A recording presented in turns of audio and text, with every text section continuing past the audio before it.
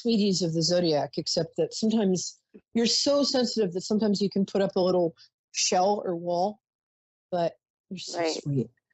I'm very, very empathetic and a little psychic. How can I help you today, my Aubrey? Hi, I am just curious. I started a business not too long ago, and I'm just curious if it's like something that is going to actually be worth it for me. Is it something that's going to happen? Like, am I going to stick with it? It's just becoming draining at this point. Yeah, it's a lot of work. Usually, honestly, it can take 2 years for a business to really find its feet. And right now, you jumped in at the deep end, didn't you? I don't think you knew how much work it was going to be. Yeah. Mm-hmm. And it's not like you don't have a business degree, and neither do I. And frankly, I don't trust people who do, but don't. Oh, did I just say that outside of my head? Damn it. Do you mind if I ask what the business is? I can't quite get a read on it, and I want to save time. Are you there? Hello? Yes, a cleaning business. Oh, good. Okay. Oh, can you hear me? Oh, that's a very good idea for you. You know what you need? You need a gimmick of some kind. I don't mean like nude cleaning, which was very big in New York in the 90s for some reason. So don't do that. But either organic or you need a hook, because there's a lot of competition where you are. You're actually better than any of them. You might want to call it something like the OCD cleaners. We're obsessive compulsive about your house. Because the thing is, you're very detail oriented. What's that like? You're very detail oriented. You're really good. Can you come to Maryland tomorrow? That would be really nice. I could use you. Please, I'll give you a free reading. My house looks like 3 hurricanes hit it. Oh no. Oh no, it's bad. I'm very good at a lot of things, and cleaning isn't any of them. You know what? I think you're a little afraid to be your entire self in selling this business. But the thing is, you have a great personality. I would totally hang out with you any day of the week. So I would be both the face of your business and what's something, when people describe you, what do they say about you? Do they say like, oh, she's incredibly polite, or she's incredibly kind? Or I think they say both of those things. Or she's incredibly detailed. So make something like that. Make yourself the face of the business. Don't be shy about this. You photograph well. I don't care any objections I'm hearing from you. I'm just going to ignore, because this is extremely good advice. And I give business advice to people for tons of money. Well, I have in the past, and I hope to again soon. I could use a ton of money right now. But I do a lot of business intuition. And believe me when I say that you being the face of your business, call yourself the OCD cleaner, or the polite cleaner, the cleaner who cares, but something. Personalize it, because your personality and your integrity, you go in there and you are going to do the best possible job. And most people don't do that, sad to say. I've hired cleaners and I've come in later and I'm like, did you guys do anything? How much am I paying you? I mean, it's nuts. I had this one girl come in. I just have to tell you this really quickly to tell you that you're so much better than you know you are. She came and she showed up. She owned this cleaning company. She had 8-inch fingernails. I'm like, they curled. It was crazy. It was like Ripley's Believe It or Not. And I'm like, how are you going to clean? She's like, oh, I manage. Let me tell you, she did not manage. Okay. You manage. Oh, so you're going to have a lot of success with this. You're a little afraid of success but success is actually less responsibility than not success. So things are a lot easier, and you're going to get off the ground really soon, especially if you follow my genius advice. I'm sorry. Do you remember the old Warner Brothers cartoon with Wile E. Coyote? There was one where he would introduce himself, Wile E. Coyote, genius. That's how I feel right now. My card. No, you're doing great. Yeah, I think, you're really good at it. And you're going to do so well in the next 6 months that you're going to have to expand and hire a little more staff. Get some college kids. You can pay them nothing and they don't even notice. Right. Sorry, I just said that outside of my head again, didn't I? Damn it. But the rest of your life's pretty good. It feels like, boy, have you got a good head in your shoulders. Make sure you're keeping track of all your expenses. Use like a, spreadsheet, because you're going to clean next tax season. You're going to clean up. You've got a lot of great deductibles coming up. Me giving people tax advice is like a duck giving advice in quantum physics, just so you know. Right. What else? Yeah, you're doing fine otherwise. That would be you're going to do great. Just really, really have confidence in yourself, because you're the best person. You are, at least in your county, and I'm going to say in your state, you're the best person doing this. You have the most integrity. You do the best job. You give the best value for money, and you got a great attitude. Knock them dead. Not literally. I mean, knock them clean. Right. As long as I've got you, any other questions, or talk to dead people, or ask about your love life, or no algebra? That's only. Oh, let's do love life. Oh, wow. Or man. Perhaps not.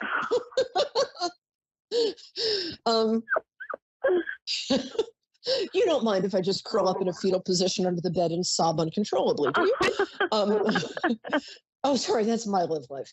Your love life is going to, you know what? You don't really want a full-time partner right now.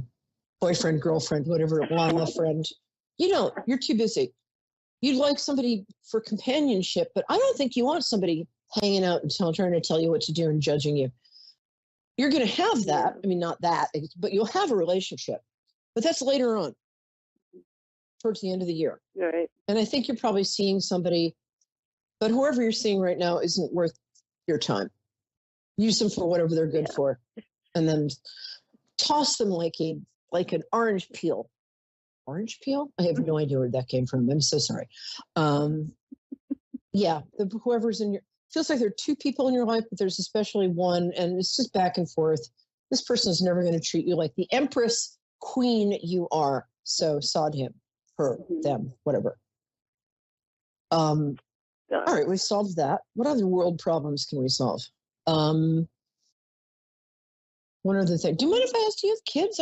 I'm usually really good at kids. I can't get, if you have any. Yeah, I have two. I have a daughter and a son. Oh, there they are. They're adorable. They've got nice names too. You gave them very elegant names. Do you mind if I ask what their names are? You don't have to tell me.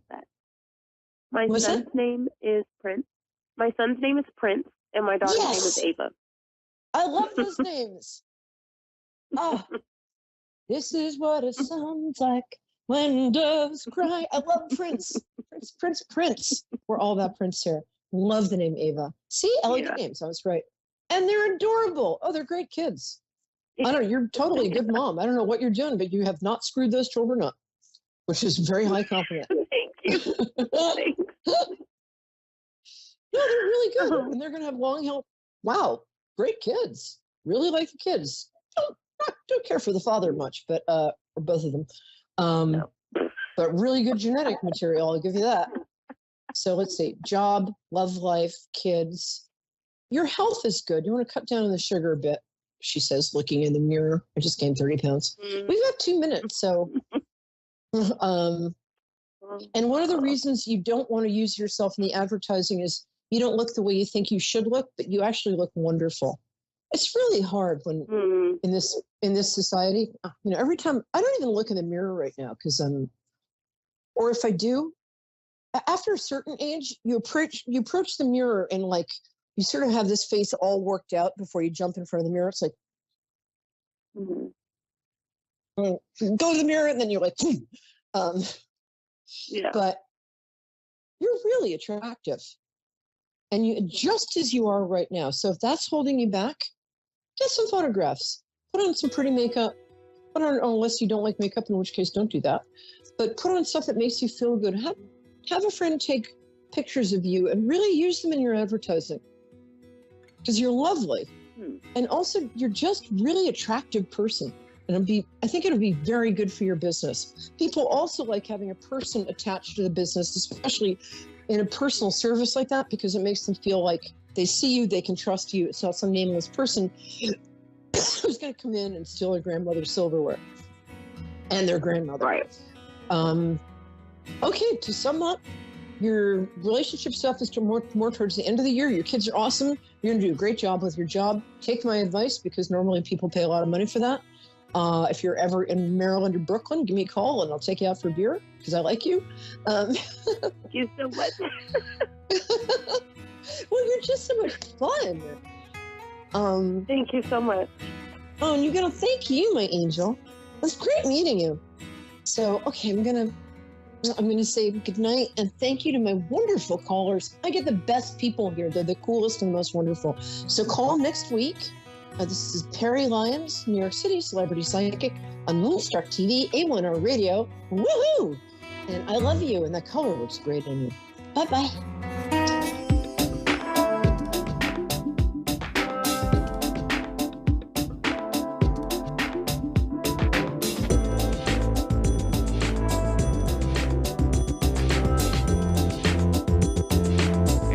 Psychic Radio is pleased to announce that John Capello has joined us. John Capello and the Psychic Side, live from johncapello.com.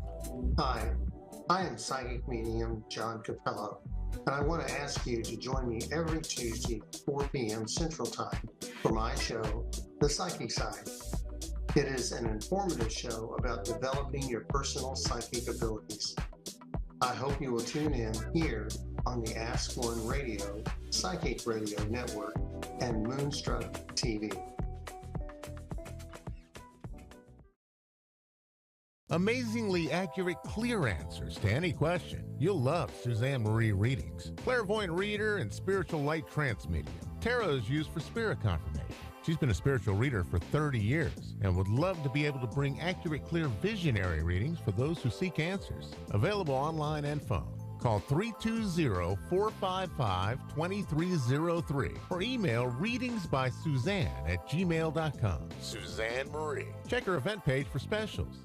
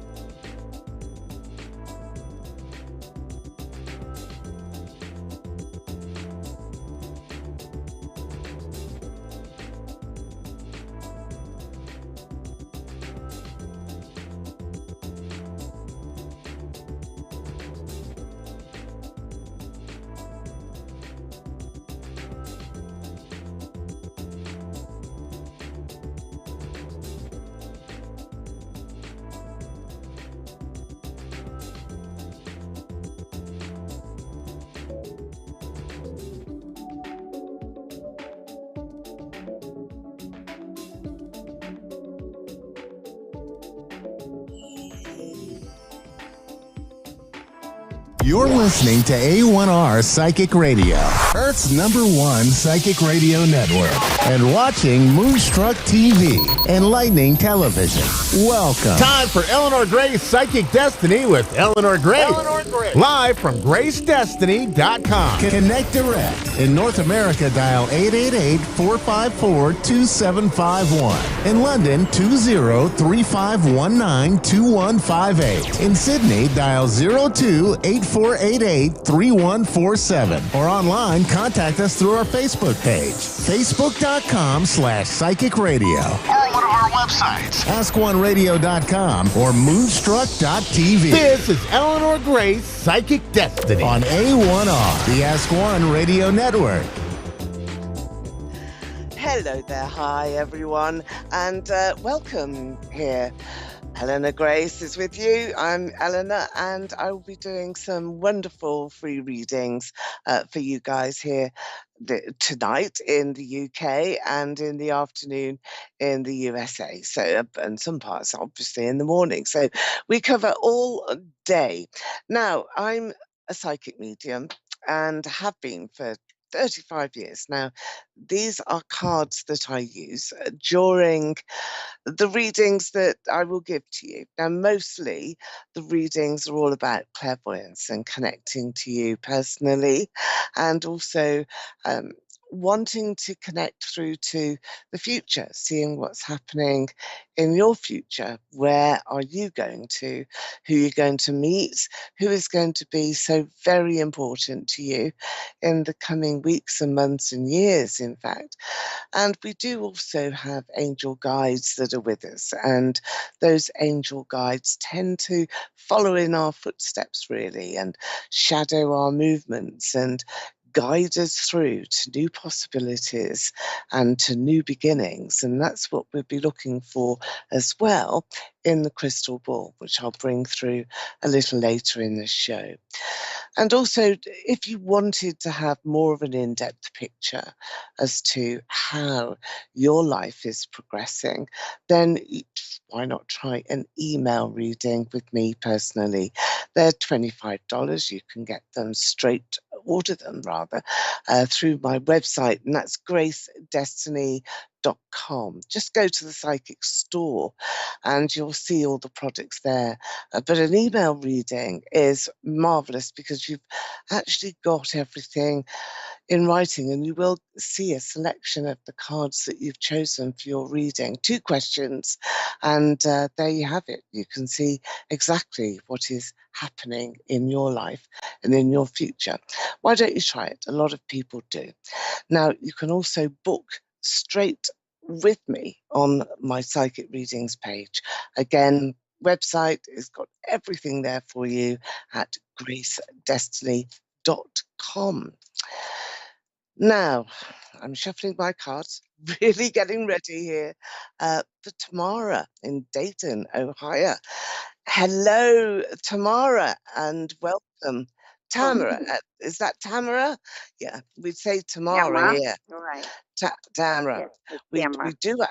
Yeah, okay. That spelling is spelled Tamara here in the UK. So I'm going to call you Tamara. Very posh, very Yeah, elevated. thank you. Okay, Tamara. So I'm Eleanor Grace. Now I'm shuffling cards ready here for your reading, connecting through to you. And I'm just going to take a couple of readings to get straight into your circumstances. So let's take a couple of cards here, straight into your reading. Well, you've got the World here.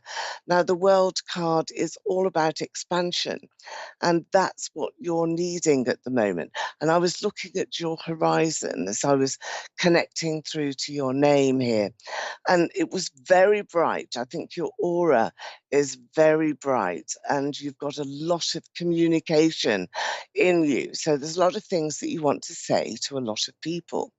I can see you with passions in your heart and wanting to explore new dimensions as well. So I do feel that there is that psychic sense in you, not just curiosity, but a little bit more than that, where you want to find out where your place is in the world and in the dimensions that come with the world. Is that correct? Is that how you feel, Tamara? That Yes, I'm a writer. I'm an author. okay. Sorry, say again. I'm an author. I write books. Okay, all right. So your world is really going to be creative. That communication is strong, and I feel that there's just this three-dimensional aspect around you. So everything that you're considering doing, perhaps in your work as well, has got this sense of you being able to see different levels, different layers in people and in their circumstances. And I feel with you that the devil is in the detail in your work. So you're really going to be trying very, very hard to get things absolutely right and to understand where you are heading to at this particular time. I feel that there's new contracts, but there are some stoppages here that seem to be coming in and around your future right now. There's groups of people as well, maybe associations that you belong to, networking of different colleagues and perhaps groups again that you share a lot of, not your work with, but a lot of your experience with. So the things in common. And I do feel that that's a really positive area. And there's work that comes through here, Tamara, from that area. But I feel as well that there's going to be some sort of disruption. There's disruption at the base root of these networking sort of facilities. So just watch yourself and don't get too involved, even though you're passionate. I think your passion should go into your reading now and into your work, into your books and your writing. Now, this is a card here that I really do want to show to you. This is all about making sure that you are being challenged as well emotionally. This is the Knight of Cups, so this is about rediscovering who you are as well. And that rediscovery does actually include looking long and looking hard into your own heart, your own emotions, your own feelings. There's somebody here who I feel that you're a little bit disjointed with and that you're not in perfect harmony with. None of us are with a partner. I mean, that's part of being together. But I do feel with you that you want it to be a little bit more magical in your relationship than you're feeling. Are you on your own at the moment? I'm torn between two people. That's what it is. One So is Johnny Depp. What you see, this card here is one of the lovers, really. It's saying to you, come on, you know what you want, you know what you're going to get, but you want that magic, and that's what I can see. You don't want dependable, yes, everything's going to be the same tomorrow as it was today. You want to have that bit of magic inside you that makes you feel good, it makes you really want to live and to be alive and not just, really sort of tread the boards. So here you've got one of the men that I can see here. Let's see who else is around you. Yeah, see, August, very important time. Is it your birthday? When is your birthday? Is that okay? I do feel that August is a time where you can absolutely make up your mind and make a decision. So the Emperor as well. Now I've got him being the stable one, the one that is right by your side and wanting to maintain, that sort of dignity and just, keeping up for everybody else's sake, I suppose, pride and integrity. But it's boring, isn't it? It's boring and it's the same. So this choice here between the two men, I feel is so very difficult for you because there's qualities in each of them which are fabulous. And you want some of each. One is Johnny Depp. Hello? What? One is Johnny Depp. Okay. All right then. Well, this is the magic, isn't it, Tamara? The magic quality that you want from each of these individuals. And I think that you're sort of going to take a little pinch of that and a little pinch of that and put them together. And that's what you need to do. You need to be really focused here on what it is that you need, because that's what is coming through. Now, we have the crystal ball. I'm going to show the crystal ball to everyone because it's such a wonderful tool that I use to bring in spirit and to also give you some guidance. And let's see this pathway that is ahead. Now, we will be making some wishes for you to bring some excitement into your life and to make it real. Just have our feet on the ground, make it real, look at real people in our lives and enjoy the laughter as well that is to come in. Now, I do have you wanting to reach up high, very ambitious, and feeling as though you can have the world. Tamara, this is where you were right at the beginning of your reading, and that is reaching out for the world and wanting to see, so many opportunities that will come through. So here, I feel that you are having some choices that you perhaps may well feel have been a little bit sort of altered, but you have a sure-footed way forward. Lovely to speak to you, Tamara. Angela, you're through to Eleanor Grace here on the line. How are you, Angela? I'm doing great. How are you? Oh, good.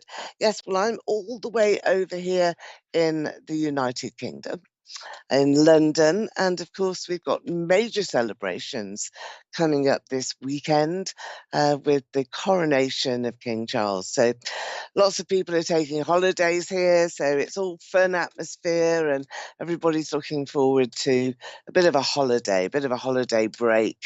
So I think everybody that's surrounding me at the moment is very positive. So Angela, let's have a look at you now. Are there any particular areas that you'd like me to focus on? We've got these cards here, and I'm going to show them to you. These are all my Victorian cards. And let's just take a couple of cards while you're on air and see exactly what it is that is coming through for you. So, Angela, is there a question that you would like me to answer for you here today? Actually, I was wondering if there was anybody in spirit that's willing to come through. Okay. And if not, then I also have a question about a dream that I just had last night. Oh, wow, a dream. Okay. Yes. Uh-huh.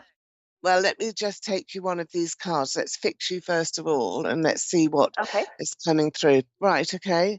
Well, you've got this card of justice that is here.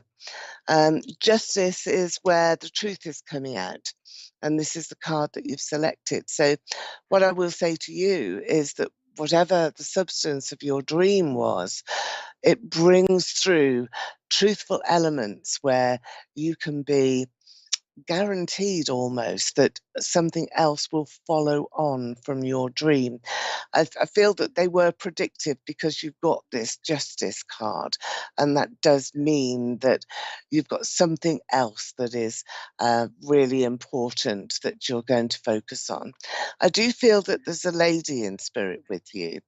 I do want to go to the name of Sally. It's a very ancient name and one that's not used very often at the moment, but it's a pathway name. And what that means is that here on this earth, we've got our people around us, those that are family and those that we love and those that we choose to be with us as friends. But we've also got a soul family, a soul group as well, that connect to us on another dimension, in another format, in another way, yet to be discovered by many. But I feel that this is a guide that is with you.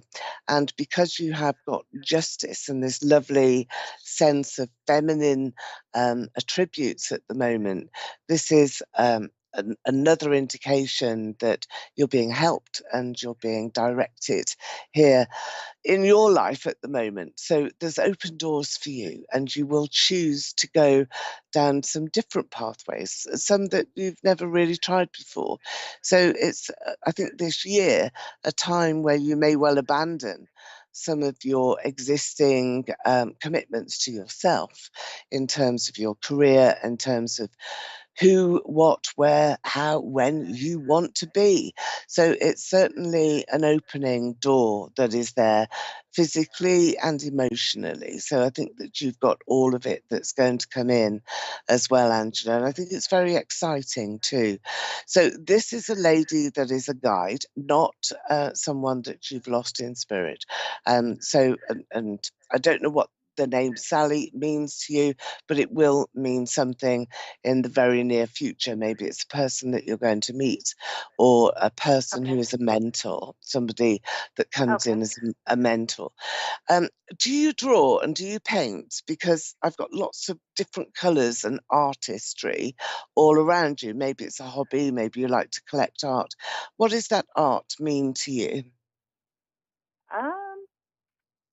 I mean, I have in the past drawn but I've never painted. But yeah, no, quite not so much. Maybe in the future, maybe it will be, Yeah, but yeah, no, not so much. it's surrounding you, and I feel that that is just a signpost, really, just to watch out for it, because when people come into your life and that's the area of their either expertise or their hobbies, then that tells you these are the right people to be around. There's another lady. Okay, just watch for that. There's another lady here who I do feel is in spirit, is an ancestor of yours. This is somebody that had a very croaky voice. I can feel that this voice box here, or in this area, around the neck and the voice box, upper chest, not the heart, but upper chest, very much affected, I think, really, in her life, and she struggled with that. But she's coming through and wanting to give you a gift. There should have been a bigger gift left for you. And she's going to make that right. This is a message that I'm seeing here. What she's drawing here on the sand, I always image a beach, and this is where you're sitting. And what she's drawing there is like quite a big chest. It's like Pandora's box. You're going to open it, and in that melee of product that is in this chest, you will pull out some money. There's some money. There's also artifacts and some jewelry. It's a bit like a treasure chest. So I think that good things are being given to you, because when a gift is given from spirit, then it's also being given to you in real time, in a reality, where you are receiving benefits and good things, and they're just arriving and you don't know why. But this is the law of cause and effect, that you're a good person. When you're a good person, you do things for people, you help people, then it comes back in another way.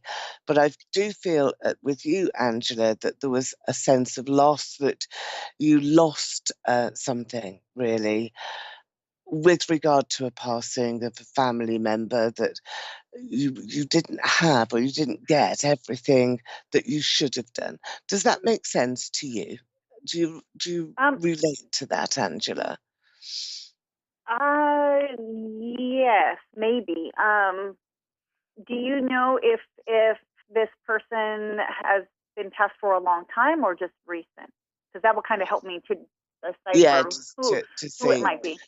Okay, I think this is quite recent.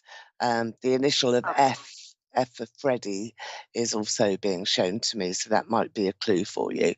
But this is somebody who's passed recently, who's coming in dynamically to help you. Was this the person with the throat problem? Could she not speak? The person with it actually wasn't her throat. I'm thinking it was more her chest. Like, she had COPD, but her initial would be an E. Is that? that would make sense because the F, it's like an E. Okay, all right. Well, the connection isn't that strong, but it is around the throat area, and COPD would Okay. mean that she would find it quite difficult, really, to breathe. Now, the family member that you wanted to connect with, who is a long time ago passing, did that lady also have a similar problem here? Yes, that's who. That's what's It would be my confusing me. grandmother, and she Yeah, passed quite some time ago. Yes, yeah, with the yeah. COPD. Correct. Okay. I think it's her. So the lady that went recently, I feel that we've skipped over her because this is more about an inheritance of a present, a gift that wanted to be given to you from spirit, just to boost your life and to give you more opportunities. I've got 3 little girls as well that are here, that she's showing me at the moment. So, do you have 3 little girls? I have 3 boys. Oh, you've got 3 boys. So, who were the Uh-huh. 3? Who were the 3 girls? Were there 3 sisters? Did your grandmother have 2 sisters? Um, if who I'm thinking of, which would be my stepmother, she has 3 girls. Yes. Okay, that's the 3 girls. So that's what she's Mhm. wanting to And that sort is of say recent. to you. That is a recent passing. Yes.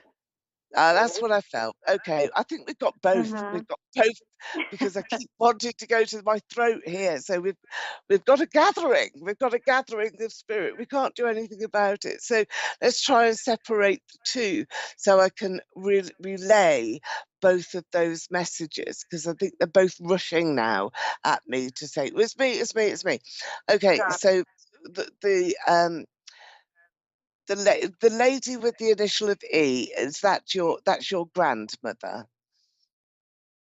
I have a grandmother that has the initial A. Yes. Her name is Arlene. Okay, so we we may possibly have 3 now. So there we are. Yes, maybe.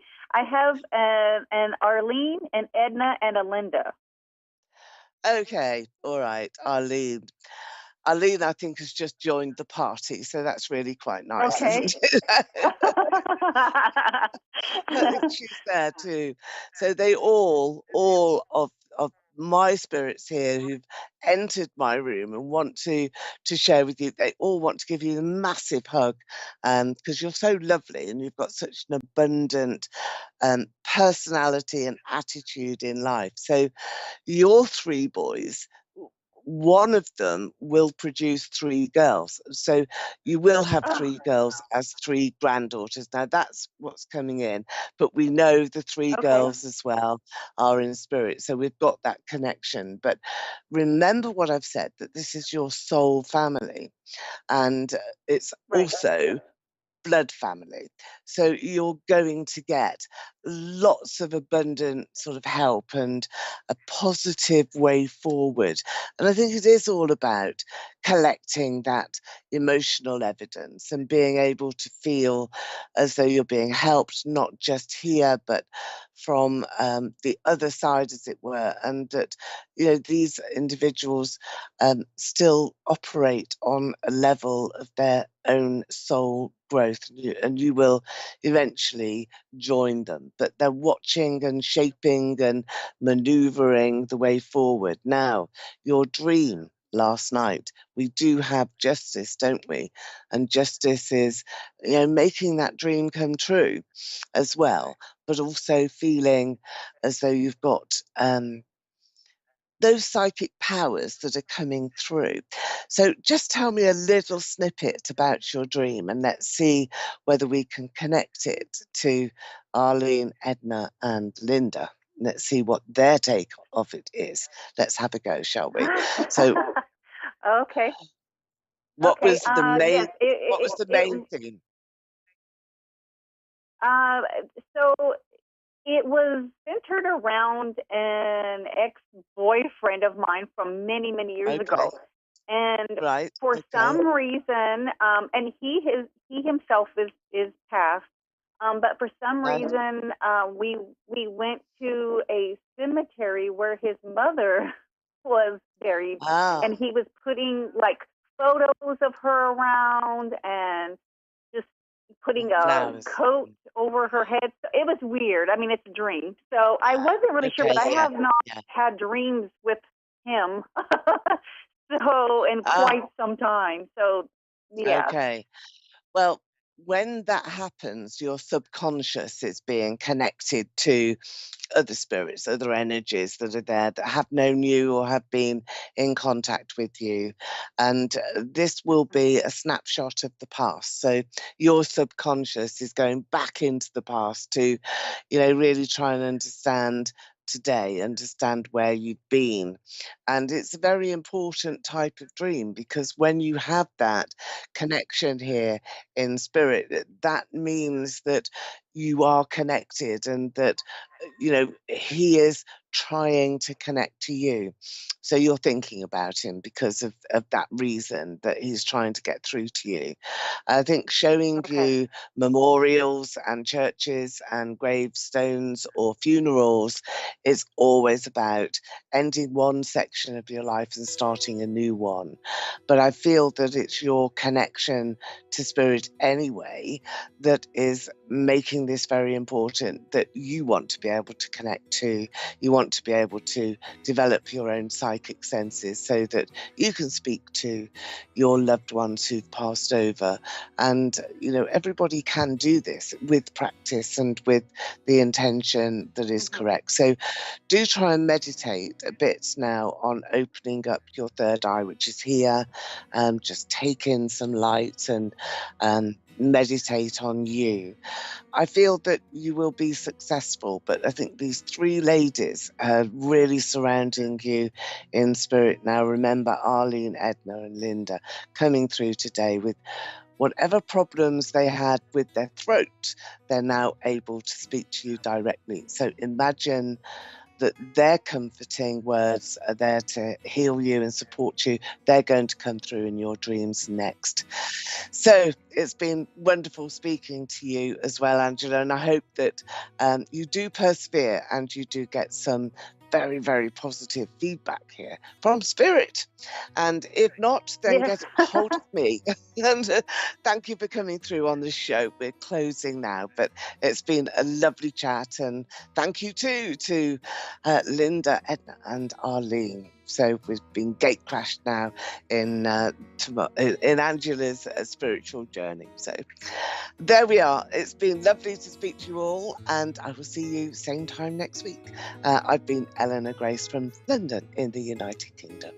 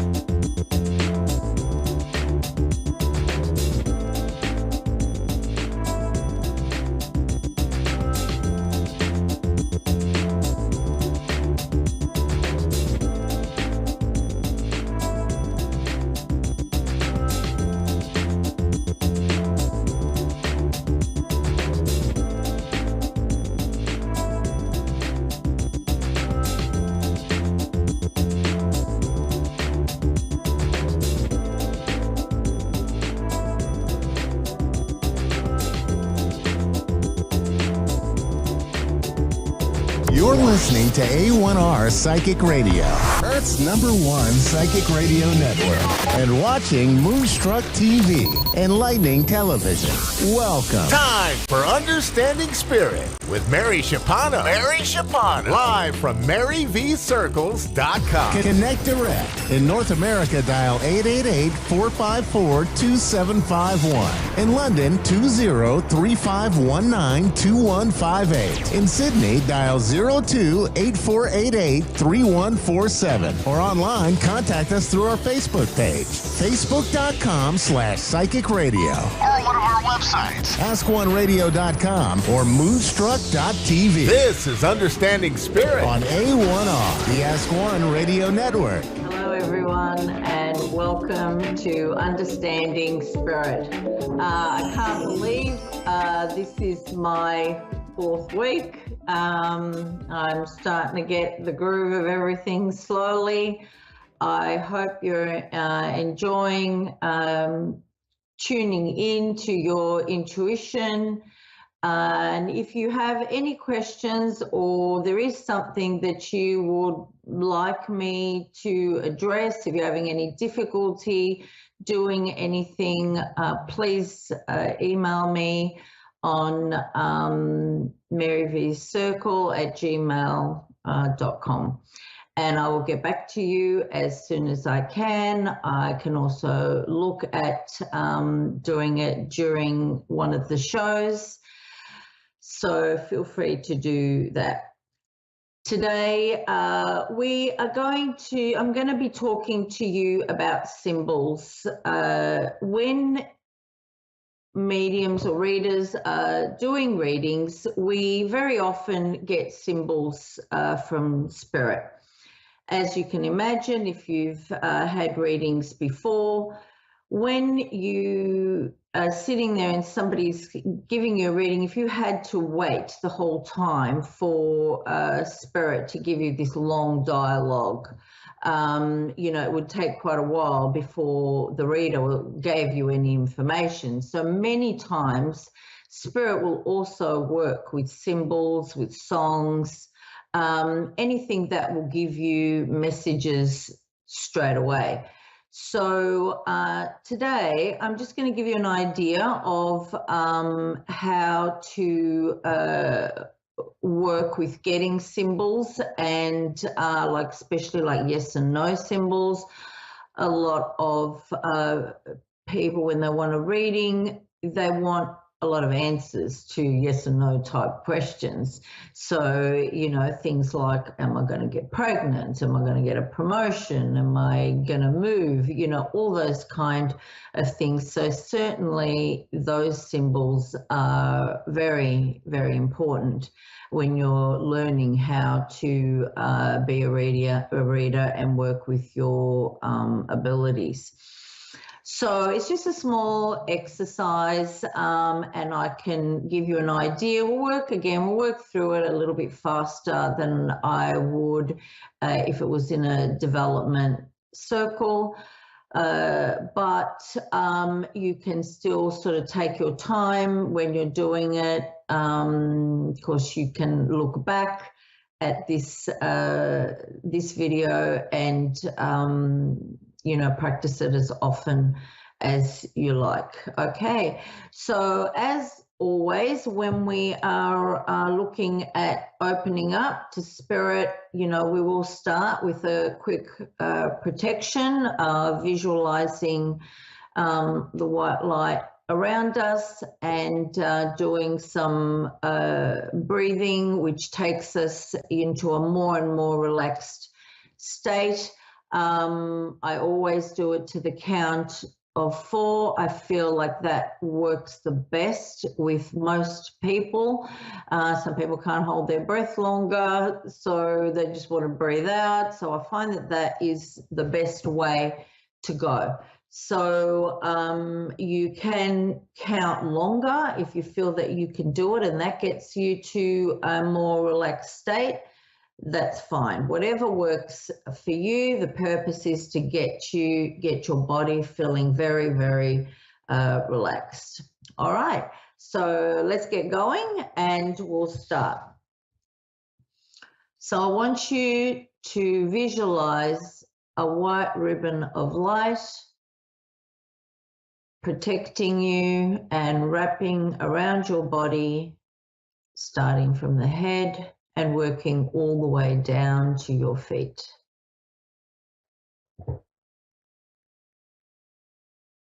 When you've done that, I want you to visualize a white light coming down and completely going around your body, giving you a bubble of protective light, making you feel safe and secure.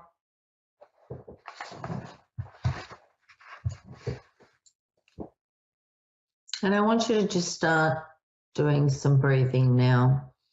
And I want you to breathe in to the count of 4. Hold your breath to the count of 4 and breathe out to the count of 4. Breathe in to the count of 4. Breathe out, hold to the count of 4 and breathe out to the count of 4. Breathe in to the count of 4. Hold to the count of 4 and breathe out to the count of 4. Breathe in to the count of 4. Hold to the count of 4 and breathe out to the count of 4.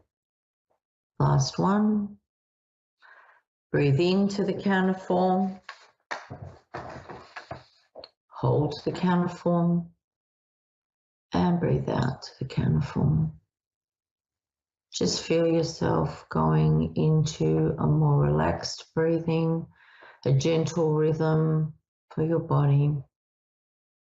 Feel your body sinking further into your seat. I want you now to visualize a golden chest forming on top of your head. It's not sitting on your head, it's just hovering over there. And it's floating, almost touching the top of your hair. And I want you to envision that this chest is like a sieve and it's just funneling through all the messages that are coming from Spirit. And it's just funneling everything as it's reaching you.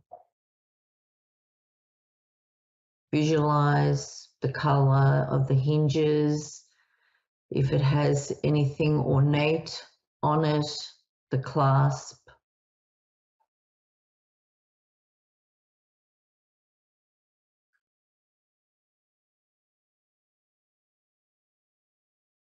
This is your chest of symbols, and you can have it looking any way that you want. It is unique to you. As you receive symbols, you can place them in this chest, which you can retrieve from any time that you want. Just allow all the images to flow through you, whether it's thoughts or feelings, or you see the symbol in your third eye. Whatever way Spirit chooses to work with you today, and it will evolve as you go along. Take as much time as you need to recognize the symbols and the motions around them, and how the colors make you feel when you get any symbols. You may feel something, you might smell it, you might hear. All information is what you are ready for right now. As you look in your mind's eye, I want you to just see a screen, and you've got your blank white screen, and I want you to ask your guide to give you a symbol for the word yes.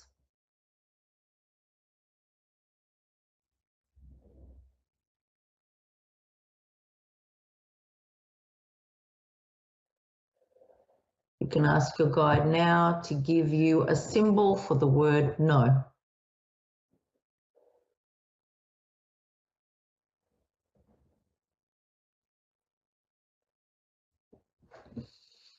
You can ask for a symbol for sad.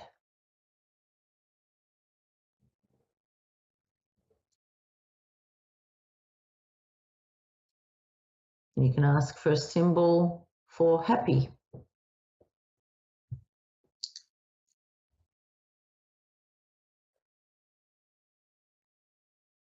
You can ask for a symbol for marriage.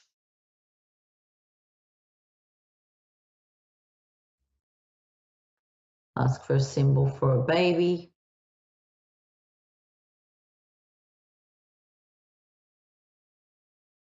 For travel.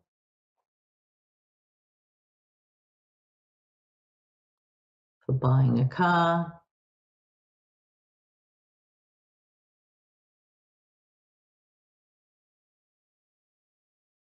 Buying a house.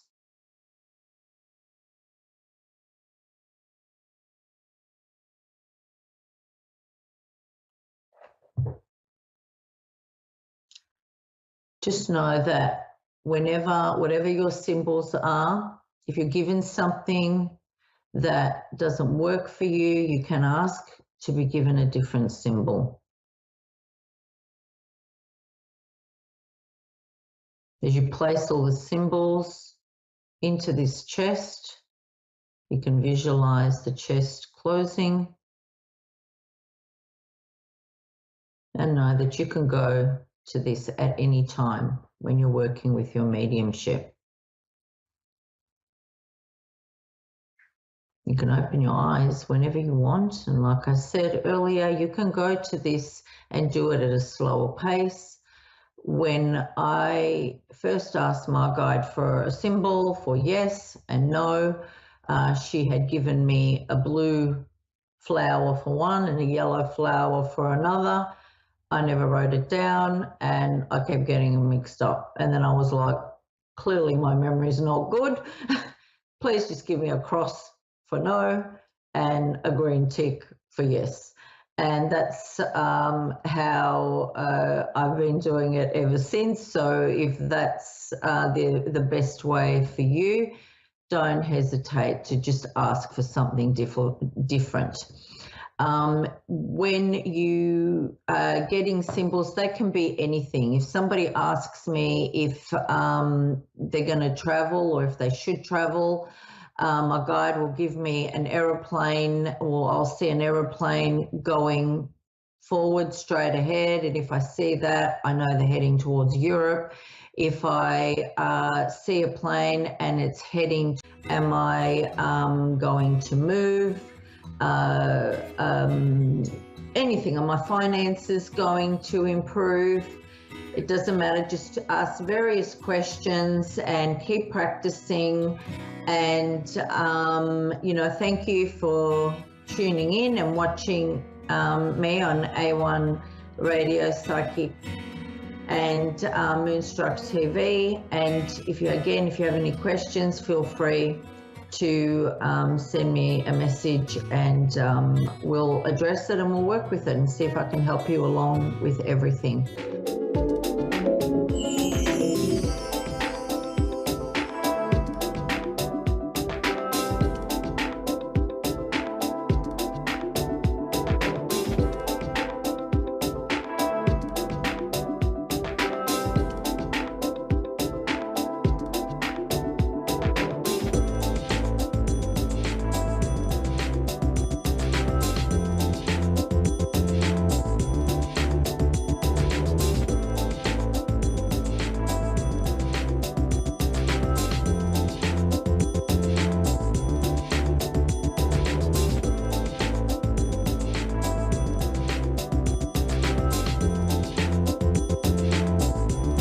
You're listening to A1R Psychic Radio, Earth's #1 psychic radio network, and watching Moonstruck TV, Enlightening Television.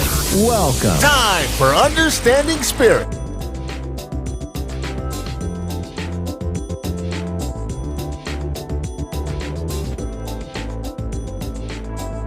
You're listening to A1R Psychic Radio, Earth's #1 psychic radio network, and watching Moonstruck TV, Enlightening Television.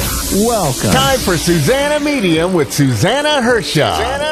Live from SusannaMedium.com. Connect direct. In North America, dial 888-454-2751. In London, 20-3519-2158. In Sydney, dial 02-8488-3147. Or online, contact us through our Facebook page, facebook.com/psychic radio. Or one of our websites, AskOneRadio.com or Moonstruck.tv. This is Susanna Medium on A1R, the Ask One Radio Network.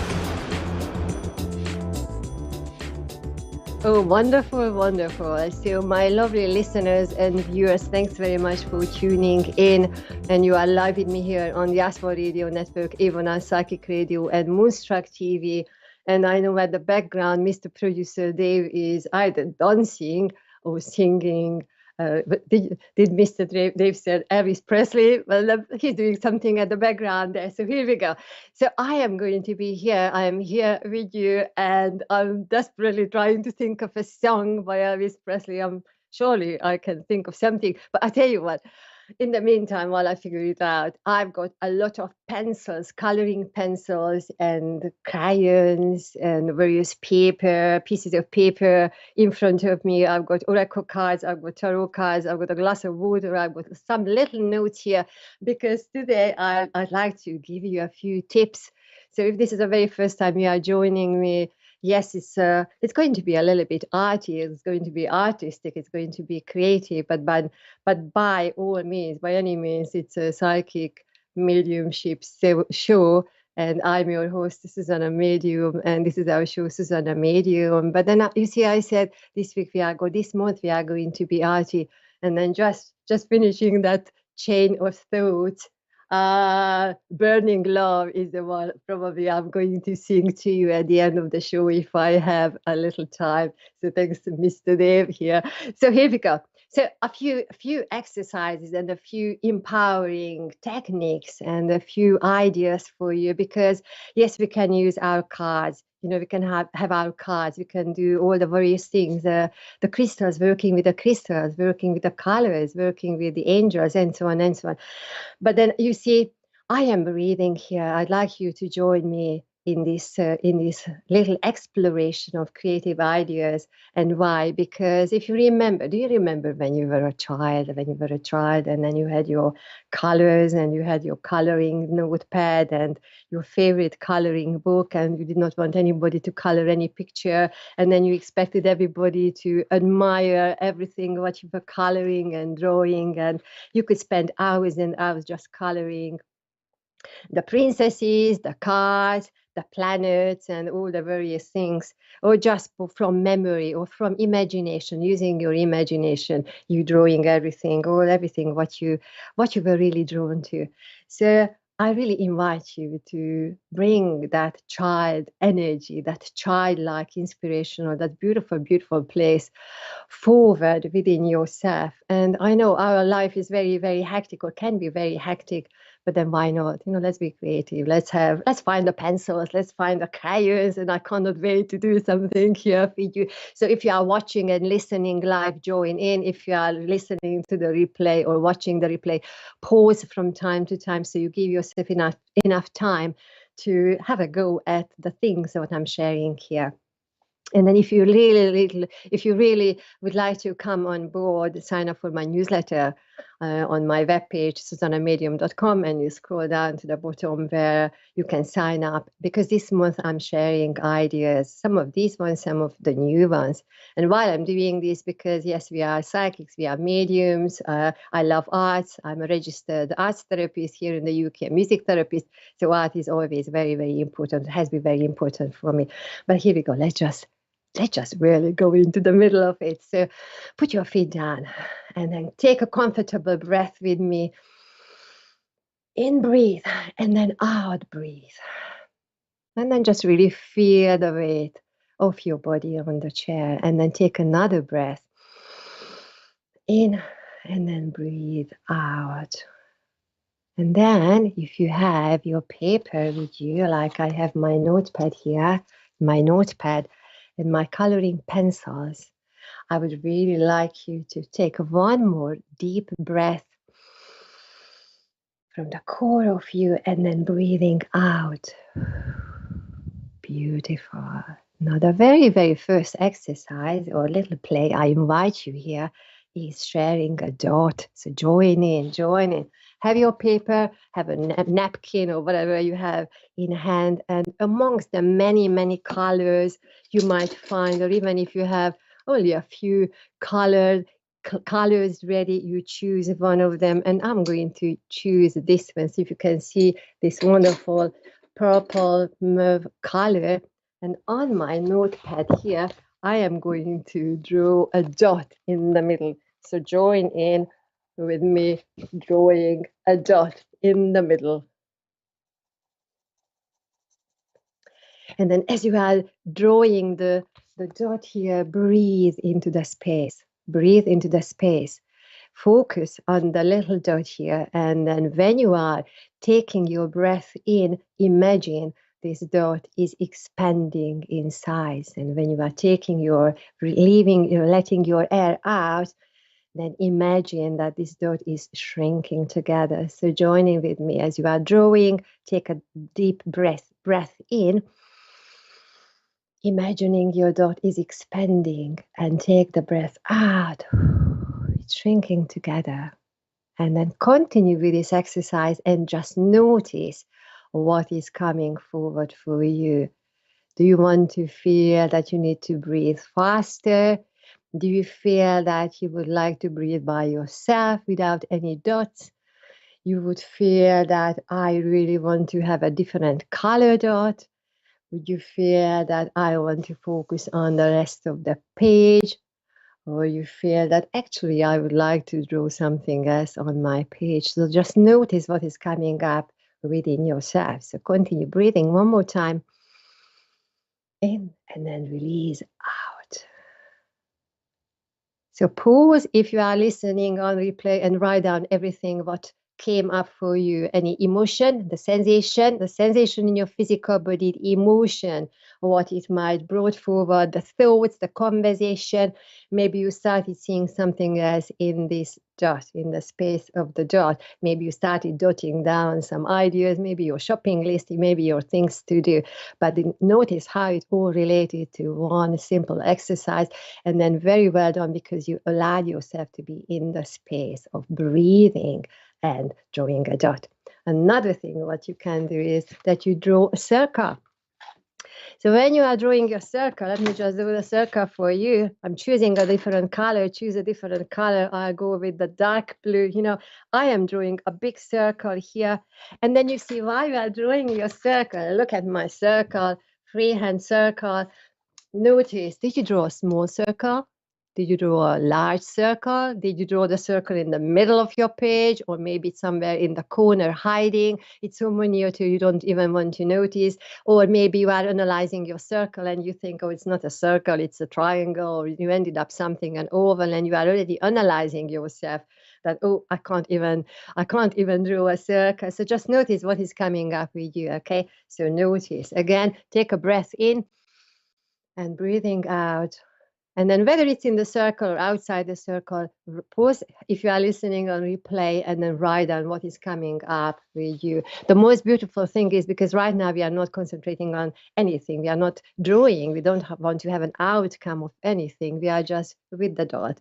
We are just with the circle. Now, I go back to my dot. I know we will just go with the exercises. And if you feel that you really want to join in, sign up for my newsletter. And then also at the end of the month, on the 20th of May, I will talk to you about this another time as well. I run a masterclass.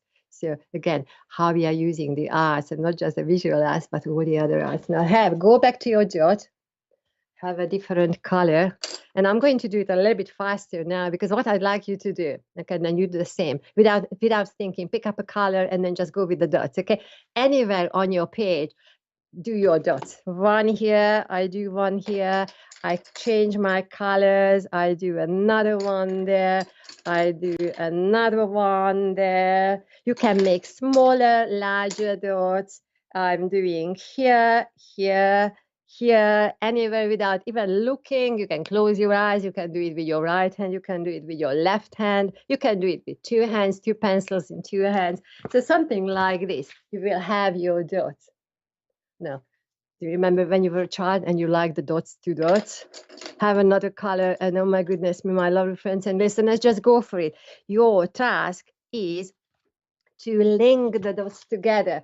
So whether you are using straight lines or curvy lines, or the lines are going sideways or zigzag, or any way we are going, maybe crossing each other, maybe these two want to be just by themselves, or this one wants to have other circles around standing by itself.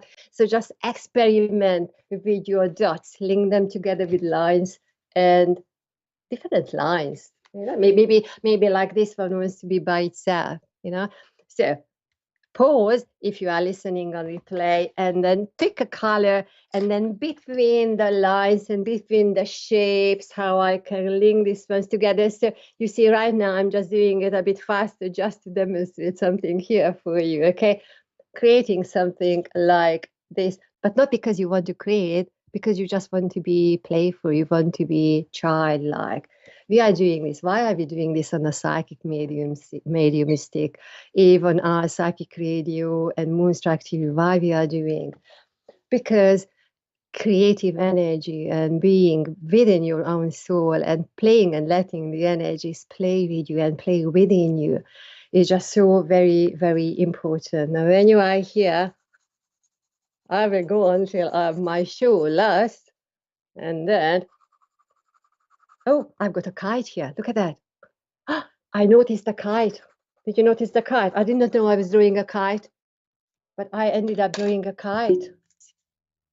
Now, if I have a little time, or if you are listening on replay, write about the object, what you created. I love my kite. I wasn't thinking of a kite, but I am a free energy, a free spirit.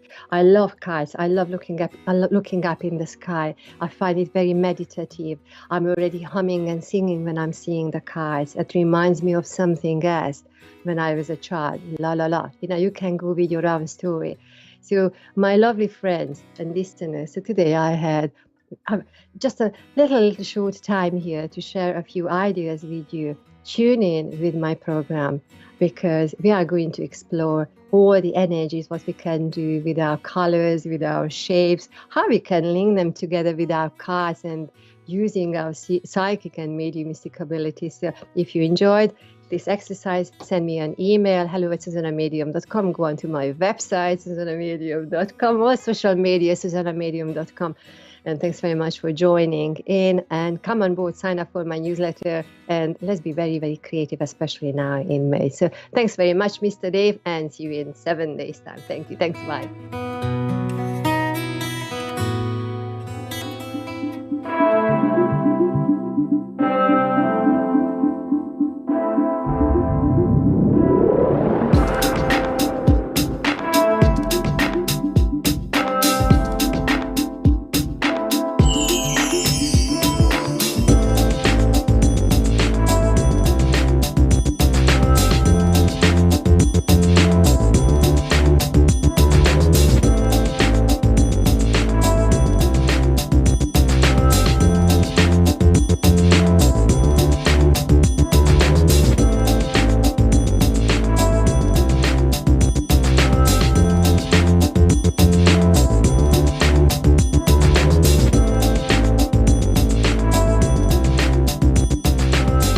Listening to A1R Psychic Radio, Earth's #1 psychic radio network, and watching Moonstruck TV, enlightening television.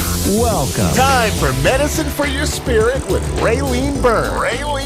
Live from RayleneByrne.com. Connect direct. In North America, dial 888-454-2751. In London, 20-3519-2158. In Sydney, dial 02-8488 888-3147. Or online, contact us through our Facebook page, facebook.com/Psychic Radio. Or one of our websites, AskOneRadio.com or Moonstruck.tv. This is Medicine for Your Spirit On A1R, the Ask One Radio Network. Namaste. This is Raylene Byrne, Medicine for Your Spirit.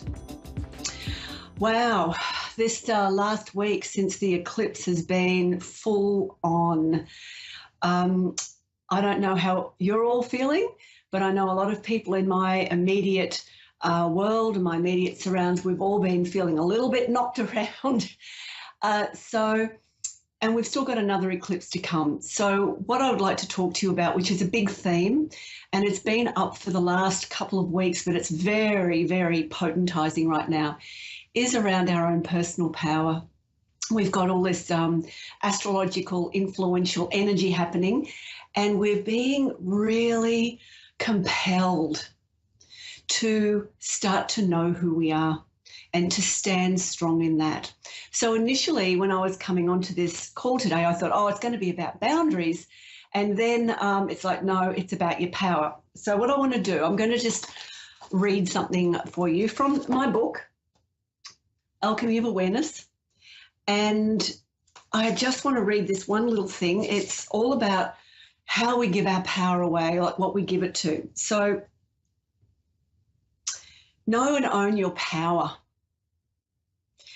When I started on this awakening process towards wholeness, ascension, enlightenment, oneness, I used to think, or maybe I was subconsciously being told, that I needed things to increase my abilities. I invested in many courses and workshops, seminars and classes, bought bucket loads of crystals, which I do have still because I love them. I just had to have the latest new age paraphernalia in the hope that I would be more empowered, more complete, more unique in what I was offering. So how many of us have fallen into that belief or that under that influence that we need all these things in order to be more whole, more complete? It's all untrue, as we know. They're good things to play with. I'm not saying we don't do it and we don't invest in those things, by all means. When we invest in courses or crystals or oracle cards, and God knows I've got hundreds of them, what we're doing is we are having tools around us to help us remember from within parts of our own knowing and parts of our own wisdom that is wanting to come through. We have been so suppressed energetically as culturally and through humanity for so many hundreds of years, thousands of years, that we're in this great transitional time right now where everything is waking up. And we are needing some of these things to help us remember. So when it comes to our power, please, we are way more powerful than what we've ever given ourselves credit for, than even what we even can imagine for ourselves. And it starts with us being in a place of getting to know ourselves. So in the next few weeks with all this eclipse energy, we are going to be challenged around our power. We're going to be challenged around what is true for us. It's already happening. So we have to stand firm. And one of the things I like to do, instead of going, I'm empowered, is I really like to start my day with this simple declaration, and I offer it to you. Today, I stand in my own light.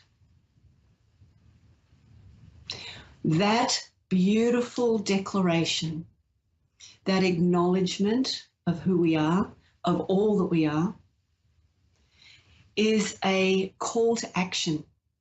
What it does, it allows your energy field to ignite, to start amplifying, and that becomes your force field. We don't have to have boundaries. We need strong force fields about our own power, our own light, because that's what our power is. Our power is our inner light. It's everything we've brought through with us from all our past lives, all our soul memories. And all we need to do is start tapping in. And this is part of our process. right now that we are being given is to shift some of the things in the way of us holding that energy and that greatness of ourselves. Now, I do believe I have a caller here from Ontario. I just missed the name. Shauna from Ontario. How can I help? Be of assistance, guidance, support? Let me know. Hi there. I was actually just wondering a pretty easy question, which I can't seem to come up with a solution for myself, so I needed help with. I had just moved back home, and I'm considering going back where I was at. I was in BC, and I was really loving it there, but it got cut short because my health took a bit of a turn, so I needed to come home and take care of that. I'm having a hard time because I feel like I want to go back out where I just was, or if I should stay where I am, and start court proceedings, which is something that I'm going to do if I do stay here. Okay, so how long have you been in your new environment? Well, I'm from Ontario, and I had went out to BC to do some healing, heart healing. My soul has been pulling me to go out there for a couple of years, but I kept like freezing, and I didn't go. And then I finally went, and I was out there for 10 weeks, and then I just got back to Ontario. Okay, so it was a healing process that you were experiencing. Well, yeah, it was like a soul call to go out there. I've had the urge since 2018, basically. So it's been a little bit, and I kept freezing in my steps because I've never been out there, and I've never flown as an adult by myself or anything. So I was really nervous to go. But I loved it out there. The word you said, it's sort of like, it's really interesting because the card I pulled today for everyone was knowing, the energy of knowing. This is high awareness. And what you just said is your soul called you somewhere. Yes. Your soul called you. You followed that knowing. So when we start to follow those knowings, our energy body starts to expand and elevate. I just want to grab something to show you what it looks like. Excuse me, I've just got a dash over here. Okay, so when we follow a soul calling, as you've just done, as you've told me, I'll come to the answer in a minute, and we go to a place, what happens is where we were living, this is a slinky. This is what our energy field, this is my analogy, what our energy field sort of looks like when we're mundane, living through life, not really connected, not really aware or awake. And then when our soul starts to talk to us, there's got to be more to life, there's something else, I've got to go here. It's like our energy field does this. It opens. So we have more light and space coming in, but we also have the ability to lose a lot of old stuff. Okay, so when we're like this, stuff is trapped. When we're like this, stuff moves. Okay, so you've gone to a place where you've gone from this to this, and to go back means you're going to have to go back to this. Well, there isn't. Yes. Sorry, yes. And I'm feeling that too greatly. But there's one big key, and that the reason why one of the reasons why I came back was the reason why I went out to BC was because for heart healing was because I just finished a 3-year battle with my ex for my daughter for custody, and it really did a number on me. I needed to remove myself from the situation. I had come back now, and I was going to go file court papers to go another round in court with my ex, and I'm not sure if I'm supposed to do that right now. Right. So I just pulled a card while you were talking, and it's the energy of the kookaburra. This is I don't think you get them in America or Canada. These are an Australian bird. They laugh. They're the bird that laughs. And its message is about strong boundaries. Strong boundaries. Yeah. So I just sort of touched on that a little bit about our personal power, standing in our power. So this whole thing about the fight, the court case, whatever it is, sometimes we just have to stop. You know, you've already done this before, and you stop and you've got to go in. As I keep saying and I've been on this show a few times now, I don't like doing prophetic stuff. The reason being is because we all know our true answer. So to go in and go, okay, my mind is saying this, and my ego is telling me this, and my inner judge and my inner critic is telling me this. What is my heart and soul telling me? You've followed this before. You had a move because your soul pulled you somewhere. It's time to go in. What's the best thing for me? And I think at the moment, Shauna, because of, I'm going goosey saying this, because of what's going on globally at the moment, there is so much friction and so much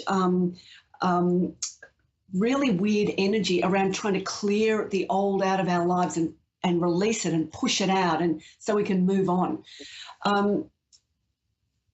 The best way to navigate it is to go, which is the path that's going to bring me peace? Which is the pathway that will allow me to stay connected to my own heart and soul and live in more peace? And sometimes that, following something like that, a simple question and a simple, that's what I need for me right now. I can't, because there's too much angst going on. I have to have peace in myself. When we choose that, it's really interesting. It's very interesting how the universe will organize itself in such a way that things start to shift around you, and whatever it is that you think you have to fight for doesn't become a fight anymore. It becomes the solution arises. Do you understand what I'm saying? I do, very much so, yes. So that's my answer for you, my wisdom for you is to go within, which is the peaceful path, because that, with gratitude, gives us solutions. The solutions arise, and you come from that place of knowing and peace and great gratitude, but you feel better about it. It's like we don't want to fight anymore. We just want to find the solution and move towards it. And that's all I can really say to you, because I don't want to do prophetic stuff. Understandable. No, I appreciate it greatly. I do. Sometimes you need to be reminded to keep it simple. Keep it simple. That's medicine for your spirit. That's your own medicine. Please come and visit my website, raylanebyrne.com.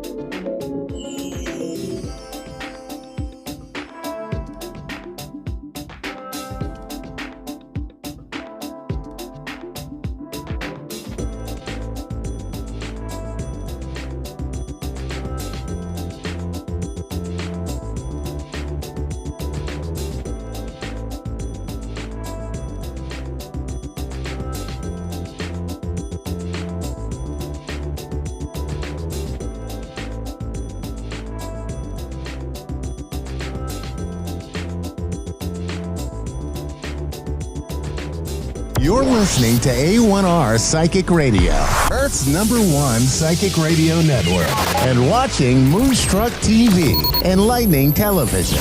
Welcome. Time for energy, healing, and spirit talk with Tammy Petricelli.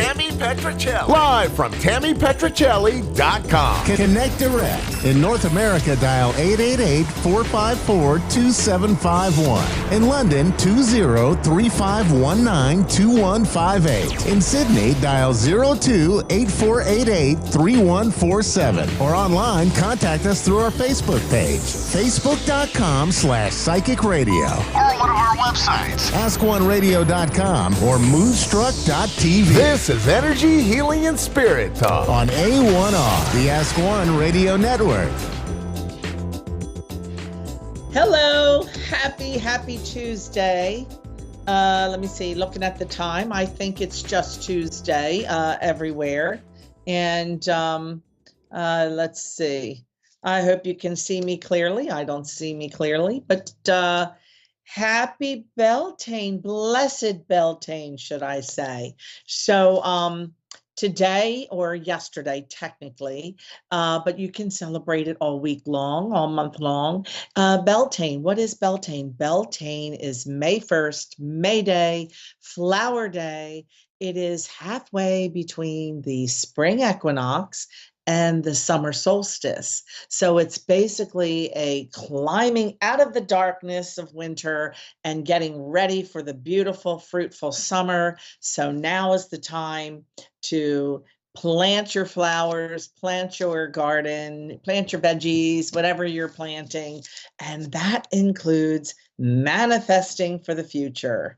So prepare yourself for beautiful long days. And boy, in some places of Europe and other countries, I guess not just Europe, anywhere a little more northern of the hemisphere than I am, it was pretty crazy to see the sun still out at 10 p.m.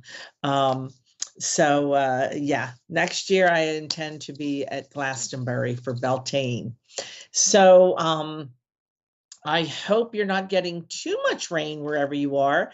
I'm about waterlogged here on the East Coast. We're a little waterlogged, but not as bad as in Florida. So we send prayers and blessings out to those who are really affected by the extra water weather. So how are you? And what did you do for Beltane? Have you done anything yet? Have you at least done a prayer or blessing to the elements and the directions and whatever it is that you feel good about celebrating? I'm a real party animal. I believe in celebrating just about everything. Somebody's throwing a party for that, I'm in. So, St. Patrick's Day, I'm Irish. May 5th, Cinco de Mayo, I'll be Mexican. Whatever it is that you want to celebrate. So we love celebrating the earth and the universe with the beautiful, the beautiful Beltane, beginning of spring, the middle of spring, getting ready for summer. Okay. So, you can find me at TammyPetricelli.com, and I do one-on-one readings by Zoom or in person if you're in my area. Also, I do fundraisers and large spirit galleries, and I've done them in England and India and on cruise ships and here in the United States. So you can always reach out if you want additional information on services that are offered. I'm also celebrating 10 years of being in business of Pike Creek Reiki and Healing Arts Center. Started that in midlife, and that's why my book is called A Midlife Awakening and Messages from the Ascended Masters, all about waking up in midlife and saying, time for me. And what does spirit have to tell me? And you know what they tell me? They tell me stuff to tell you. So I am on my second book right now. And I will be having a frequently asked questions section. And I would like you to be a part of my second book. So if you have a particular question regarding speaking with the other side, or psychic gifts, or opening up metaphysically, anything, I would love to hear from you. So you can go to tammypetricelli.com and you'll get my email address there, and you can send in questions. Please include this in your book. And if you need an immediate question, I will get that over to you. You don't have to wait for the book. I will answer you. Now, what I'm talking about is how we work metaphysically, or what spirit wants us to know, these types of things. That's what I'm talking about in frequently asked questions. So today I was asked about spirit being stuck here, being stuck.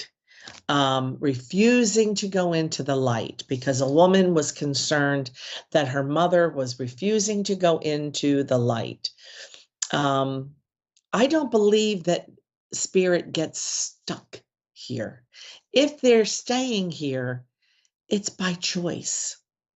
I feel that it's by choice, that they can go in and out of the light whenever they want. Nobody is forced to be stuck here. We have helped people in Spirit Circle cross people over.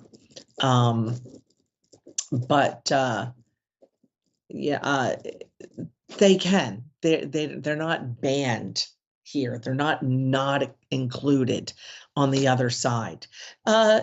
Spirit, I felt in this particular case, was trying to reach out to her daughter to let her know that she was fine and that she was happy and was still a part of her life. And that's the whole reason that we do this work, is to let you know that your loved ones want to be a part of your life. So I want to say hello to Candy in Cohocton, New York. Did I say that right, Candy? Hello? Hello, did I say Hello? Cohocton right? Can you hear me, Candy? I heard a hello. I'm hoping that I pronounced the town correctly. So, Candy, if you're listening when you come back on, or if you... I'm here. There you I'm are. here. How are you? Good, thank you. Did I pronounce your town right? Cohocton. Cohocton. Cohocton. Oh, that's an Yeah. upstate. Okay. Candy, do you have a question for me, or do you have someone you would love for me to try to connect with on the other side? I would love for you to try to connect with my first husband. Okay. His nickname was Smokey. But, Was what? Smokey. Moki? Smokey. Got Smokey. it. Yeah, like it's Smokey. Okay. So I have a gentleman coming in right now, and I like to say that kind of a salt of the earth kind of guy. Would you understand that? Him being kind of a guy's guy,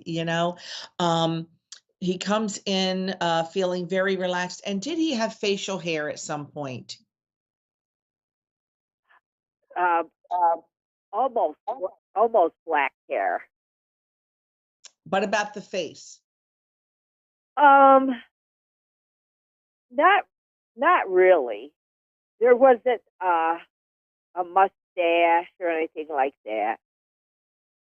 So No either beard. this person does have a short groomed beard, or he's giving me that as a sign that he was kind of a guy's guy, kind of a regular guy. This is not somebody that liked to dress up in suits if he didn't have to. Would you understand that personality about him? Yes. Okay, I want to be sure that I have the right person, because the beard is throwing me off. But I feel like it's more about his how he was as a person, less about the fact whether there was facial hair or not. But he does come in and he says, "My time with you was too short, sweetie." Okay. He would have Yes, liked. it was. Yes, he says it was too short. He doesn't give me the time, but I don't feel that it was that short, like 4 or 5 years. Were you together like more like 20? No, 13. 13. Okay. Right in the middle, because I didn't feel like it was only, 5 or 6 years. I felt like it was longer. And he comes in, he says, "Oh, our time together was too short." But I don't feel the estrangement at the time of his passing. Is that correct? You were together at the time of his passing? No, we were not. Hmm. We were separated. You were separated but not divorced. Thank you. Because Right. yeah, but I think that he was still carrying that torch for you. I think he still felt like there would be, some time together. So is there a son for him, please? No. He talks about the boy left behind. Does that make sense to you? No. So you don't have a son at all? No. Okay. Not go where he's going this, and I want to be sure that I have him. I may have a second person, and that would be the person with the beard. And I apologize. We're just about out of time, and I didn't get to really give you enough of a message from him. So I'm going to tell Candy, would you text or email me? Go on TammyPetrocelli.com, please, and contact me and remind me of today. And I would love to be able to bring a better message for you. It's very possible that I have more than one person, and that's making it more difficult for me to do a quick separation. So I'd like to offer you a few free minutes on message. Is that all right? Yes, but I need the name and email. Just go to TammyPetrocelli.com and hit contact. Okay, and Dave can give you that. I want to thank you, Candy. Thank you, everyone who's listening. I'm sorry you didn't get a fancier, dancier show today, but I feel that I have more than one person, and I will see you right back here next week, 3:15, Telecommunications Tuesday. Have a wonderful week.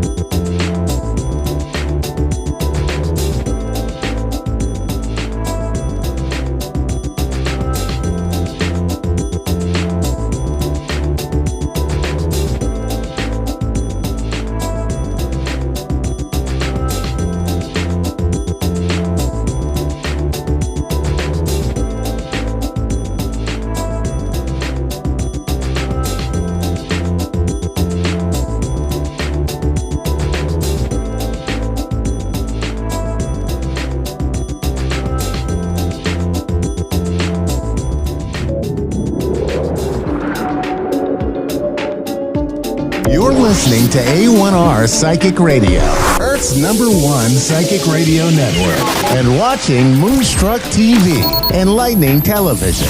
Welcome. Time for Vancouver Island Media with Terry Lynn Boyle. Terry Lynn Boyle. Live from terrylynnboyle.ca. Connect direct. In North America, dial 888-454-2751. In London, 20-3519-2158. In Sydney, dial 02-8488-3147. Or online, contact us through our Facebook page, facebook.com/psychic radio. Or one of our websites, askoneradio.com or moonstruck.tv. This is Vancouver Island Media on A1R, the Ask One Radio Network.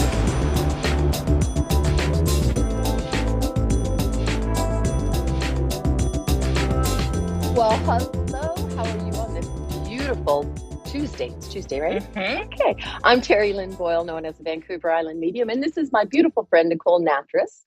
Nicole is an entrepreneur. She's a playwright. She's a dramaturge. She is a beautiful human being. She does creative journaling. Oh my gosh, I don't even know the whole list. Can you tell us a little about yourself there, Nicole? Well, I do a lot of different things like many of us do in the world where we have a lot of gifts and talents. And I am an addiction counselor. I kind of had two careers. One is an addiction counselor and the other is in theater as a performer, live performer for over 20 years. Playwright, I help people write their plays. I'm a counselor, and now I kind of help folks. I do a lot of coaching and help folks really achieve their artistic, personal, professional transformation. And she is one of my favorite people in the world. Yeah, I'm also one of her clients. So. Well, that's not why. Oh, I thought maybe I paid her. So, I get on the favorite list. So anyway, Nicole's been with me before, and you've been watching the show a couple times, I know, with Nicole in it. And I just want to say, Berlin is in the house, okay? I just want to say hello. Both of us want to do a shout out to, let me just read the name. We both put our glasses on. Elmira. Dindeel. Yeah. That's probably not the way your name is said, but Elmira from Berlin, you sent us a beautiful, beautiful email, and I promise we're going to get back to you, both of us. And I hope you're listening today, because Berlin, we're in the house, right? We are. That's Hello, Berlin. right. It's really nice to get this email from you. Well, and the thing is, too, is that she talked a lot about your creative journaling, and I am very... this woman is one of my favorite people as well, because she helps so many people with her journaling and the way that you are able to, when you say something, I can be all flustered and upset about something, and I can tell you about it. And then you're like, well, maybe this is why this is happening. What are you going through in your mind? And she starts to make me think about things that I don't think about. And I'm like, oh, well, that makes sense. Okay, I'm being silly. I'm good. Thank you for that, Terry Lynn. I feel like I've been really, really lucky in my life to be connected to my center of creativity and truth and love. So I just want to say something now. We were talking earlier before we went on the air about what you did on Friday. Did you want to mention anything about that, or should we just move on? We'll just move on. Okay. And maybe it'll come up later. Yeah, I think that that's a good thing. So what we're going to do today is I have done a reading for Nicole before. And when I do readings, we thought we'd talk a little bit about how this works, because I don't believe that I'm special. I believe that everyone can do readings. Everyone can be connected to their divine. They can receive messages. I've probably done this in past lifetimes, because it seems like I've got a little bit more hanging on over on the other side. Or maybe I just have a lot of people over there. They're like, hey. And you're a little bit modest too. Okay. She has a lot more information, but I do think that all of us have that potential, Yes, right? To be I think so. tapped in when we really tune in. Well, and I think that just being aware and being mindful, developing a daily spiritual practice, and the biggest thing is to believe in yourself.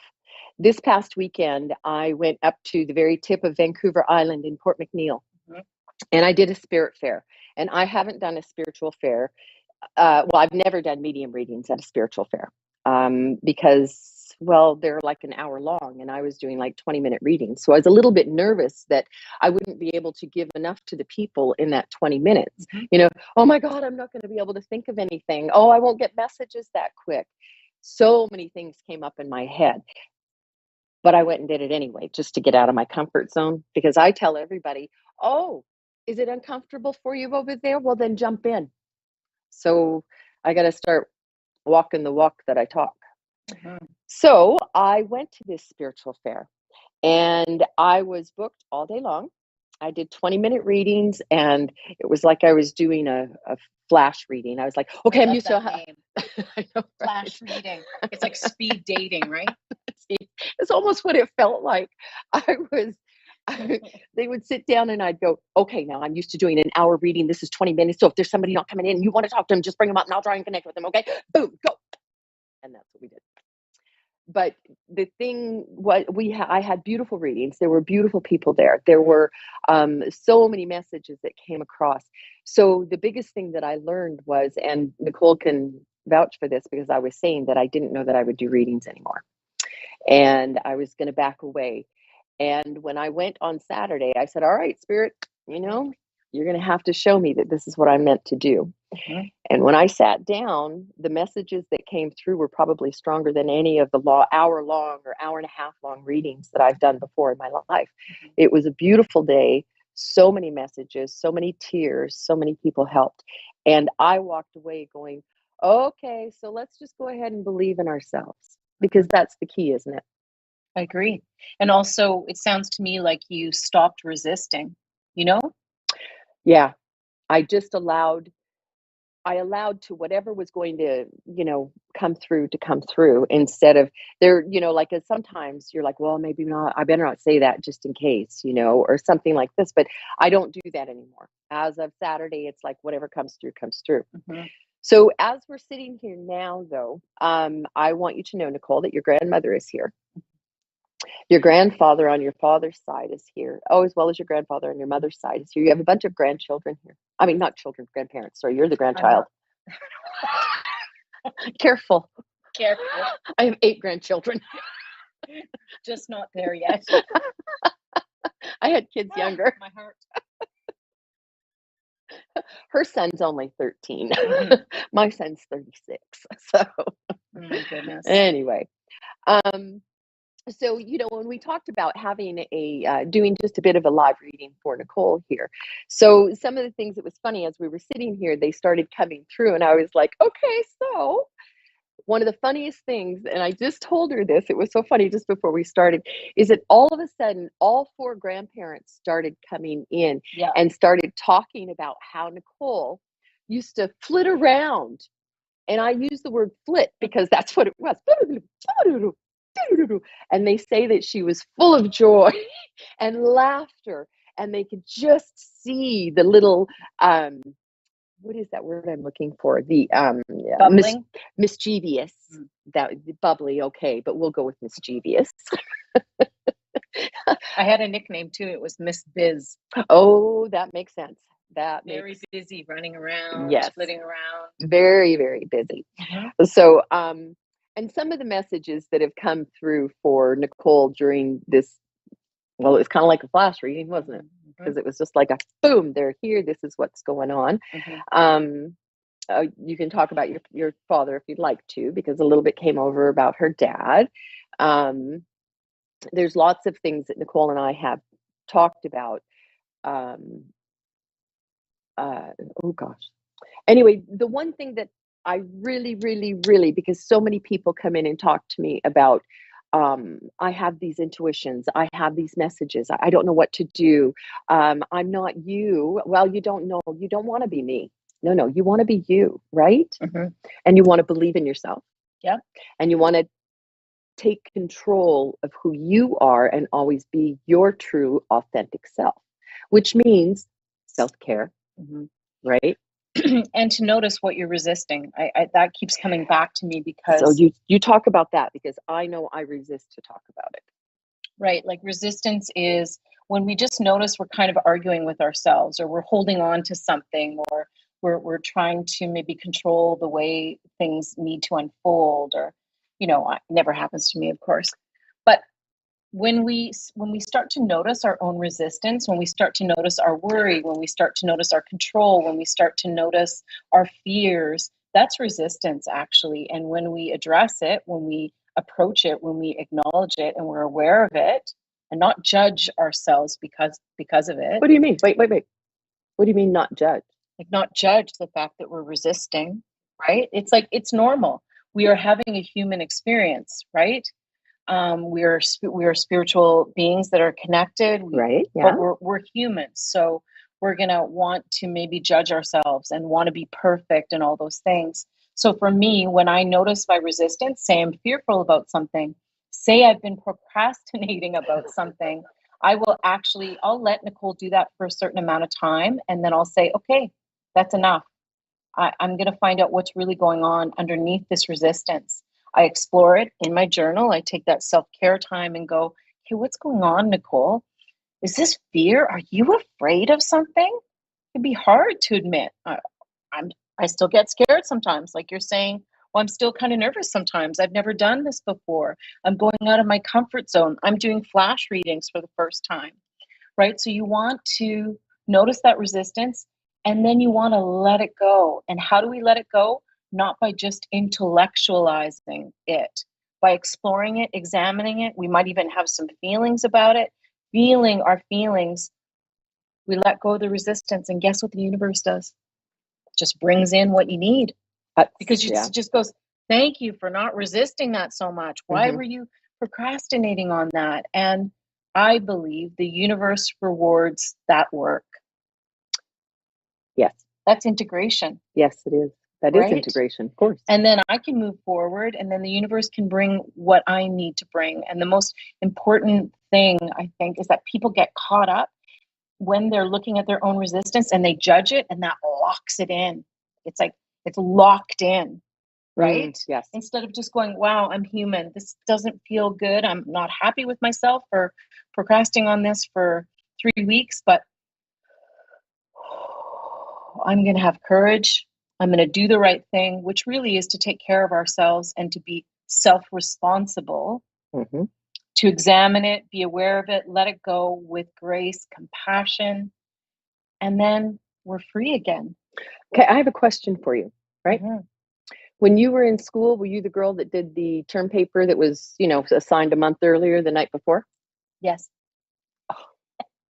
Yes. Yes, I was too. So now I have something to aspire to.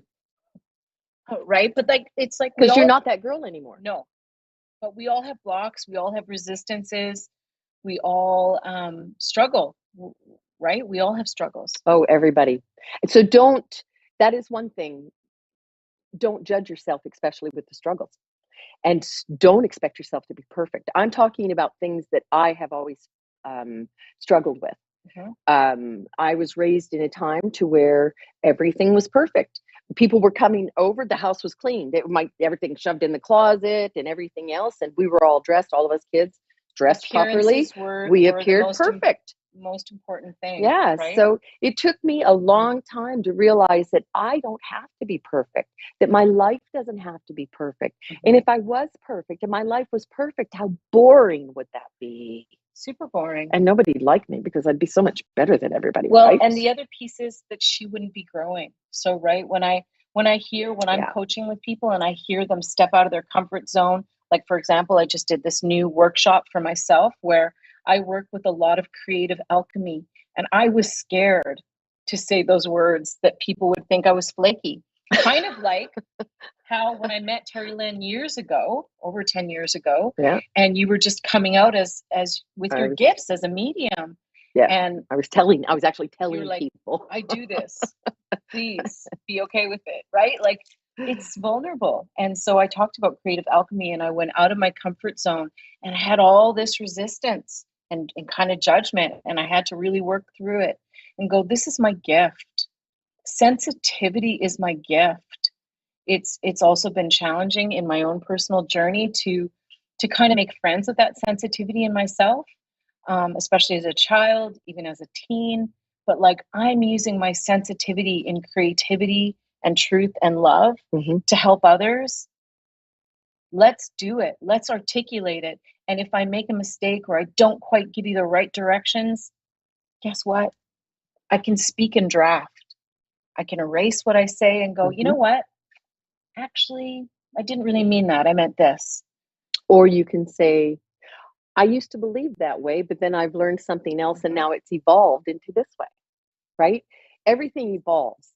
You're never, ever going to say the perfect sentence unless you're looking at someone and go, I love you. Well, unless you have an editor and it's published in a book, which is really great. I love that about editing, where you can see your words and go, oh my gosh, it's actually perfect now. But I had nothing to do with that because it was the editor who went in and went, what's this punctuation? Right. Well, she spelled her name wrong. That's 2 L's in there, not 1.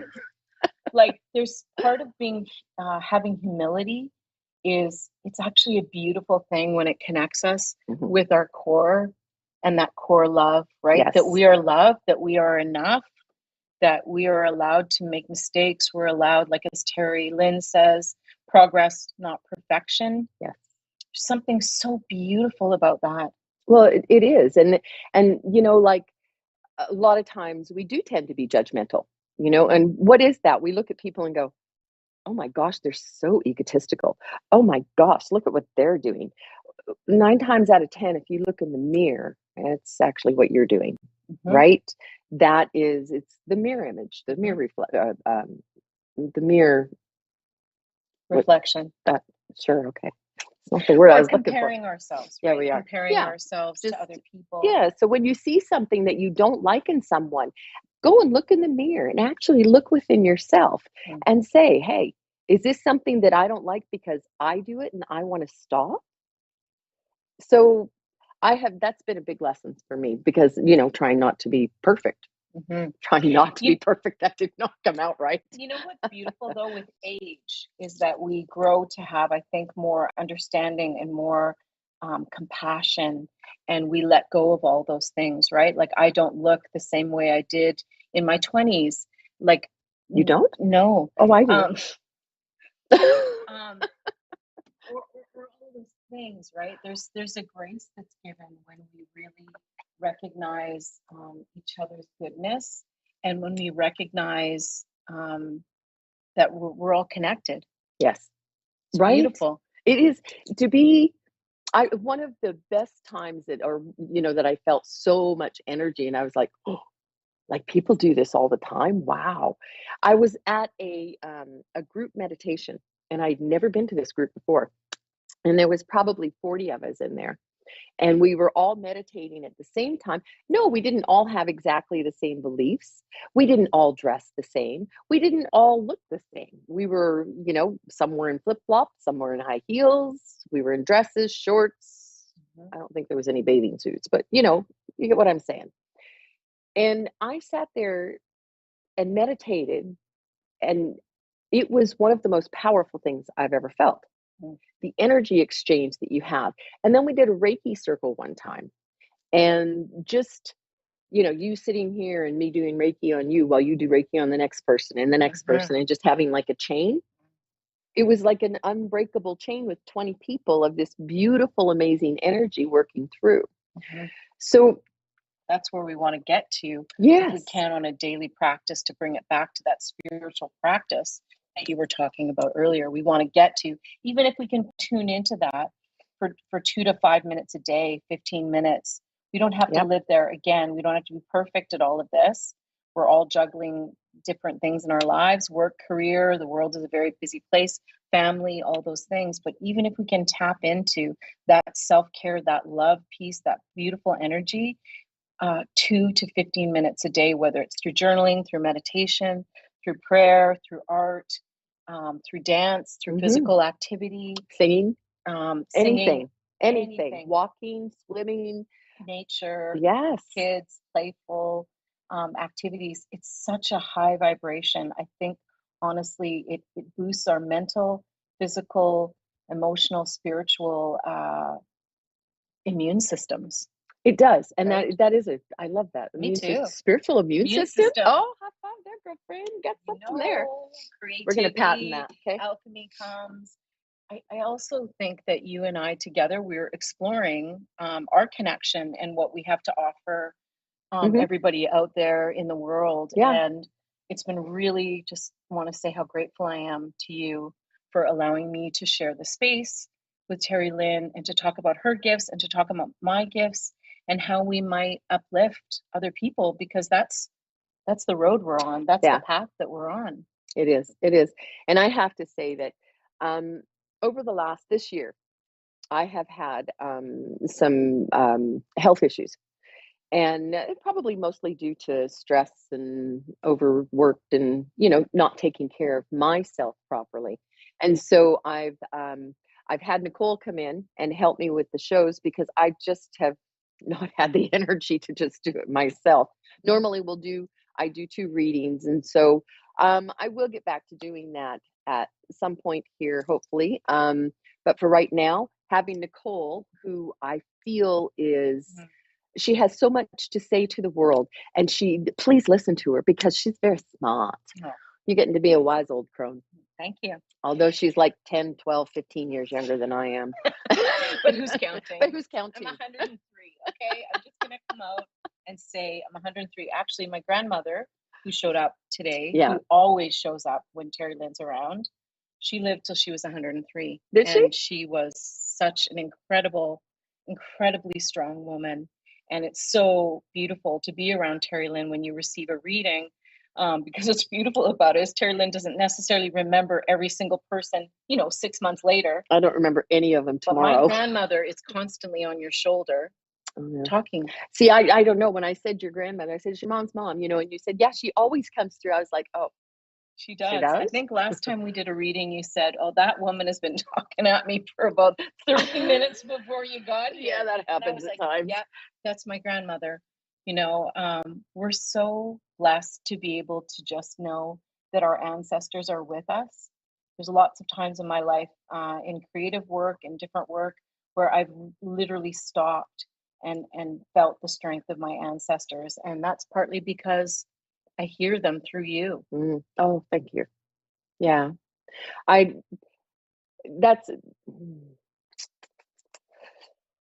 So I start sentences and then I stop in the middle of them because they go way over there and I can't quite see them anymore. Because you got emotional. Because I got emotional. Or because I started to get a message. A lot of times that happens too. So your grandma's here. That's why she keeps going like this to me, right? She's going, hey, look at her. Isn't she cute? She goes, she's just a little bit taller than what she was at 3. So Nicole's very short. So yeah, but inside I'm very tall. Oh yes, it truly is. Dynamite does come in small packages on the outside. So but this is a big thing. When you want to do something like this, okay? Believe in yourself.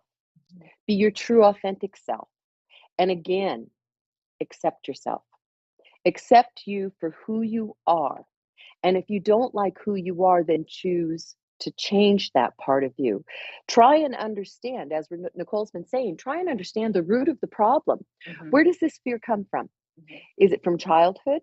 Do you need to look at your inner child and do maybe an inner child meditation? Yeah. Do you need to forgive yourself for maybe not being the perfect mother? Because, there's so many of us that are such a perfect mother. Yeah. And the other piece is recognize that you can ask for help. Yes. You don't have to do everything alone. And it's actually a lot better when we reach out and we get support, like coaching or counseling or with a friend. Like sharing our problems actually halves a problem, right? Yeah.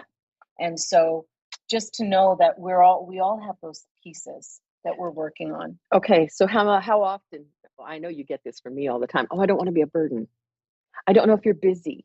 You've got so much going on. And trust that that other person has their own personal power, that they can say, you don't need to take care of them. You can say, that other person can say, hey, you're not a burden, but I can't do it today. Let's do it tomorrow. Trust in someone else's sovereignty. And by sovereignty, I mean their personal power, their personal authority. Yes. Right? Yes. Trust in that person's authority. Trust in your own authority. Okay, so I'm going to trust in myself. Yeah. I'm going to accept myself. Yeah, which is a lifelong process. Yes, it did. No pressure. Yeah. Oh gosh, by tomorrow. No. Realistic expectations. Yes. And the big thing too, don't beat yourself up because you're not out there doing an hour-long meditation every single day. Mm-hmm. You know, you're not spending 2 hours writing in your journal, dear There are no diary. journal police, right? You know, be who you are. You don't have to sit and write in a book. Go sit at the ocean or a lake or a woods or somewhere that you have a happy place and just sit. Just enjoy nature. Find gratitude. Mm-hmm. It's all good. That's a beautiful way to journal or to meditate. I meditated this past weekend driving up island to Fort McNeil. Mm-hmm. You know, you do it in the shower. Just thinking, you know, I don't know. I think everybody just needs to love themselves more. And that is the biggest thing that I can see. I agree. Yeah. I agree. It's like liquid honey. It's liquid gold when we tap into that. Yes. Right? That love. We could do a reality show. You know, they have that Gold Rush. We could do, it's on Discovery. I only know because my husband watches it. I don't know. It's something about panning for gold and all that stuff, right? And if we could do like Liquid Gold Rush, right? Yeah. Yeah. That's great. Yeah. Liquid Gold Rush. I thought we were going to do a reality TV show in your store. Oh, we could do a reality TV show in my store. Mm-hmm. We could. Yeah. I do readings. Anyway, I do readings in the store a lot of times. If somebody comes in, I will go, oh, I see them. And I go over and I'm like, you know, excuse me, can I help you? So anyway, we should do that. We should. Are you want to call TLC? Information on our next time. We'll talk about the new reality TV show. Yeah, maybe Moonstruck TV wants to do a reality TV show. That would be cool, hey? I think we're almost running out of time. I do believe we are, but it's been such a pleasure to have you with me here again. I'm sure you'll be back. Thank you. I ask for help now because she taught me how. And if you have any questions for either one of us, send us an email. We'd love to hear from you. Mm-hmm. Yeah. You can get a hold of me on Vancouver Island Medium on Facebook, on Instagram, on TikTok, or you can get a hold of me at terrylynboyle@gmail.com. And I can shoot you on over to Nicole. Thank you so much for joining us today. Thank you again, Nicole, for being with us. Thanks, Dave.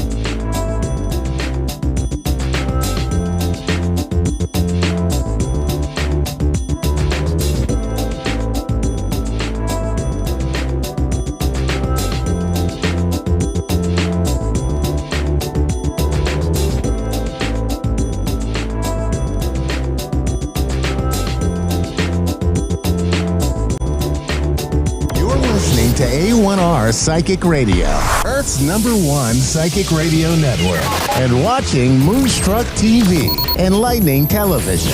Welcome. Time for Soulfully Guided with Carmel Ann. Live from soulfullyguided.com.au. Connect direct. In North America, dial 888-454-2751. In London, 20-3519-2158. In Sydney, dial 02-8488-3147. Or online, contact us through our Facebook page, facebook.com/psychic radio. Or one of our our websites, AskOneRadio.com or Moonstruck.tv. This is Soulfully Guided on A1R, the Ask One Radio Network. Thank you for the background introduction to our wonderful producer. So this week, back on, I'm Carmelan from Soulfully Guided, by the way, if this is the first time you're tuning in. I'm a psychic, intuitive and empathic tarot reader. And usually each show, I like to come with notes or some, guide on what I'm going to talk about and where I'm going to lead to and bullet points. So this week, it's taken me a long, long time and I'm still not quite there yet to be myself publicly. It's not that I hide or mask who I am, but obviously, sharing who I am, whether it's subject to recognition or praise or compliments, but also to, not so, also judgments. We open ourselves up as readers or as people that represent ourselves publicly, and it's taken me a lot of time to get comfortable, and I'm still not quite there yet.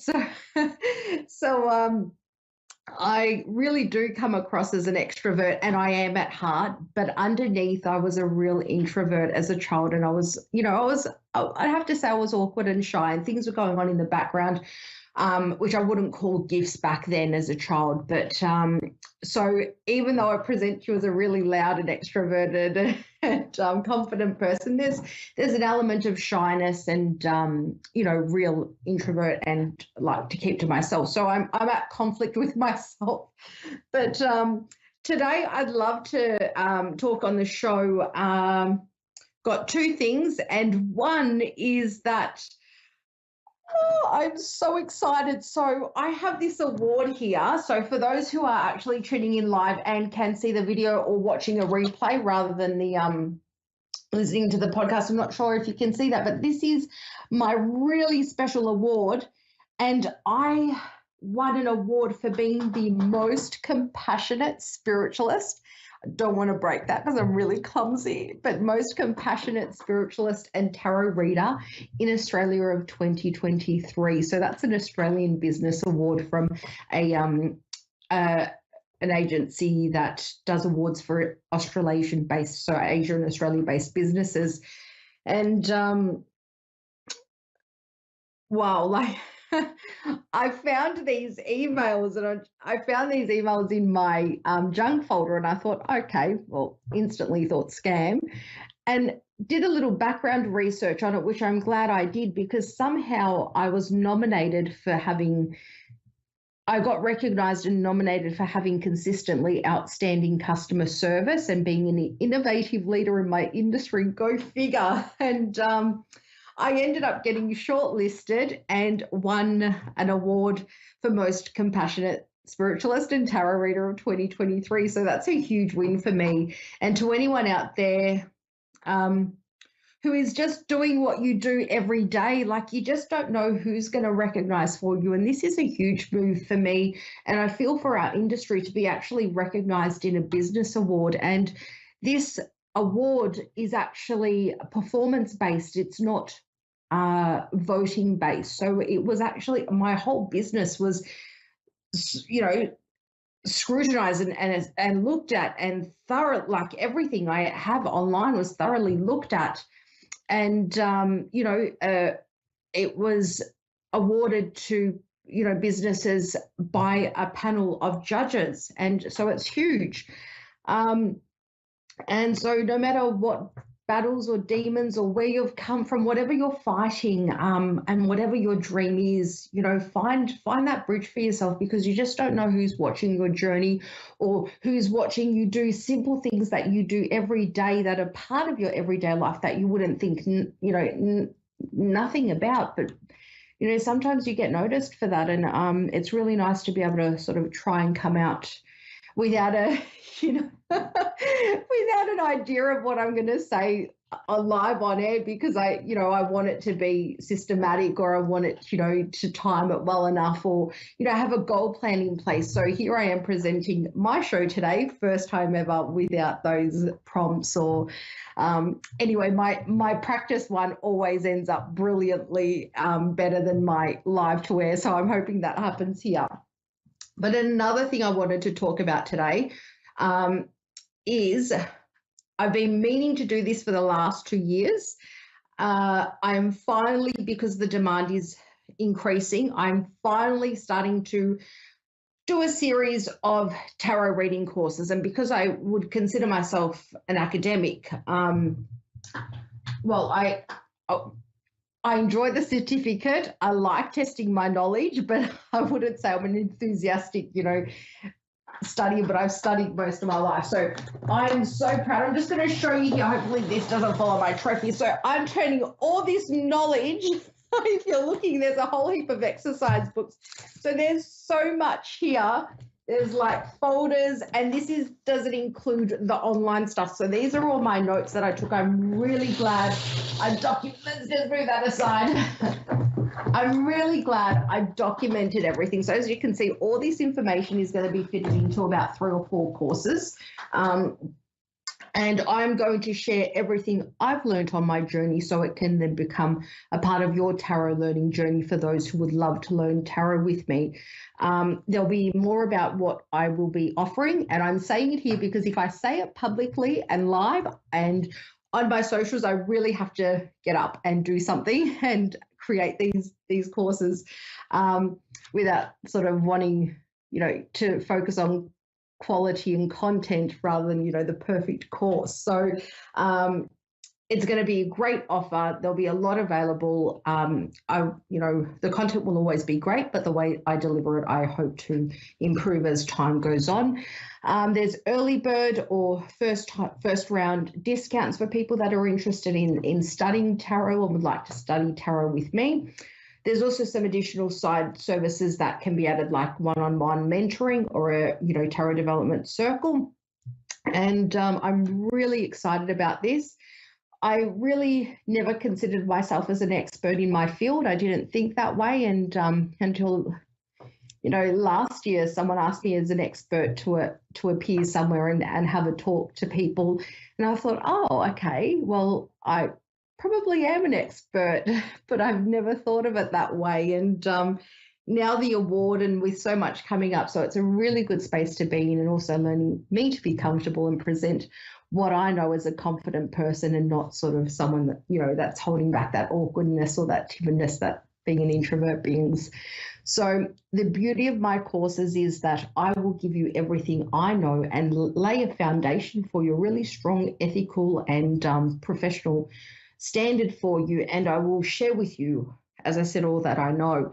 But the real magic is in my courses is basically what you develop. I want you to work on your intuition and, explore how intuition works for you, what it is specifically, the way you work will mold basically your journey in tarot. So I will set a platform, but it's you that brings everything to life and all that magic to life. And it's really exciting. It's, as I said, something I've wanted to do for a long time, but I haven't gotten around to doing it. And just preparing everything, all my information into, a guide as to how I'll structure the 3 courses. So far I'm doing 3 courses, but then I'd love to do something that really helps people do professional readings. So mine will be, to familiarize yourself with the tarot and get comfortable, as well as get confident and to learn how to read for yourself. I'm going to be honest here. If you do want to become a professional reader, I would probably not recommend to just do a course and then start charging for readings. We, it's Awfully Guided. We are hugely about ethics and, maybe if you're at that place, that's great. But I feel, before I became a professional reader,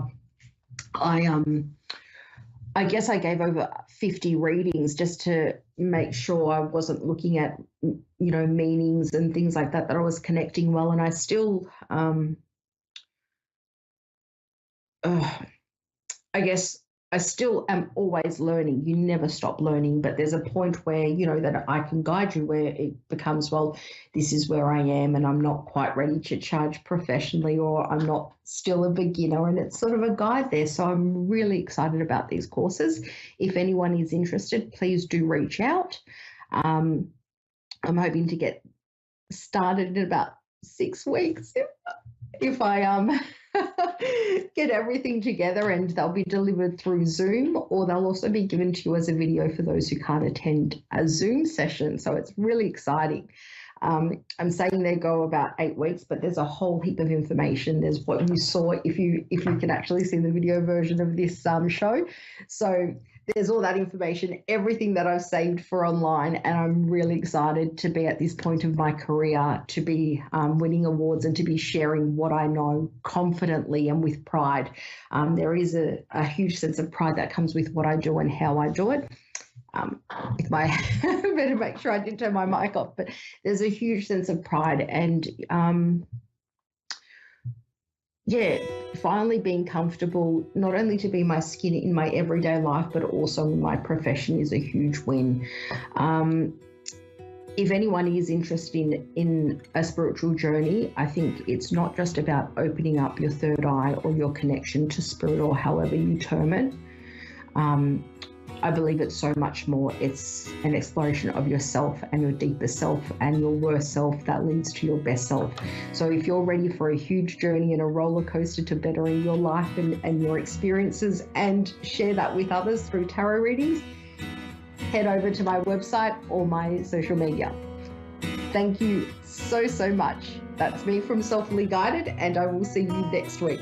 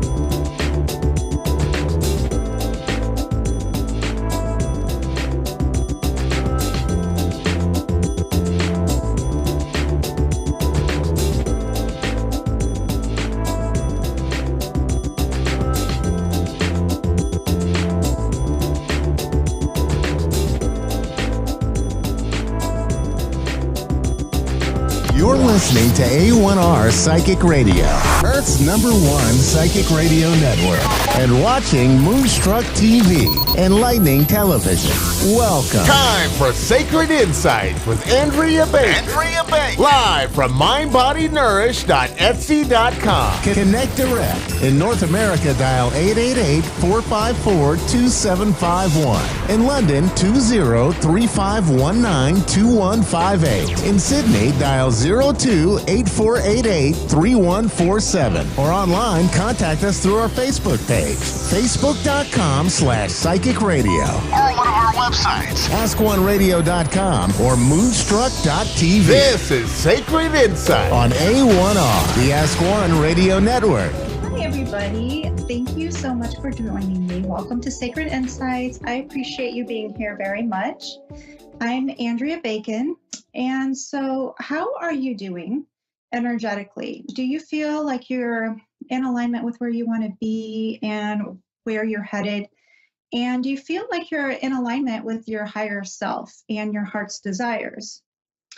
So creating a self-vision, moving into your true self, and rising above the darkness and the heaviness that some people might be feeling right now. And if that's not you, that's wonderful. But for some people that are, there is this card that I pulled for, it says Ascension. And it's saying that you absolutely can move out of that heaviness and out of any of those stagnant feelings and reach for, a lighter state of being.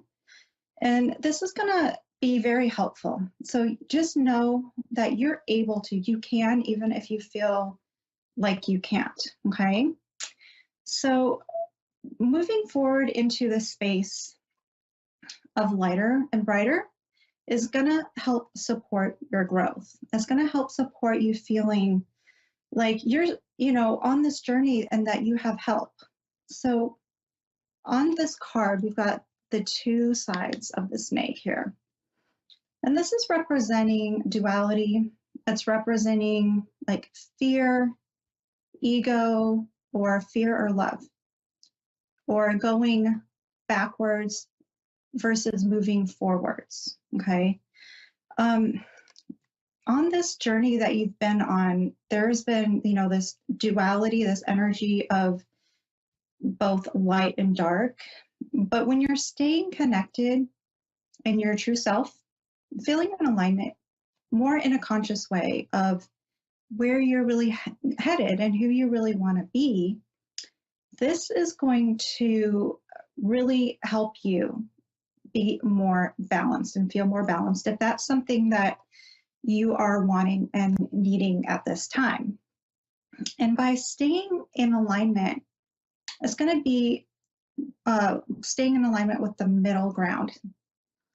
And so it's what it's looking like is going to be balancing out your emotions, your thoughts and feelings, and not letting them control you. So, and some people have, difficulty with that and difficulty with feeling, being able to control how they feel and all of that.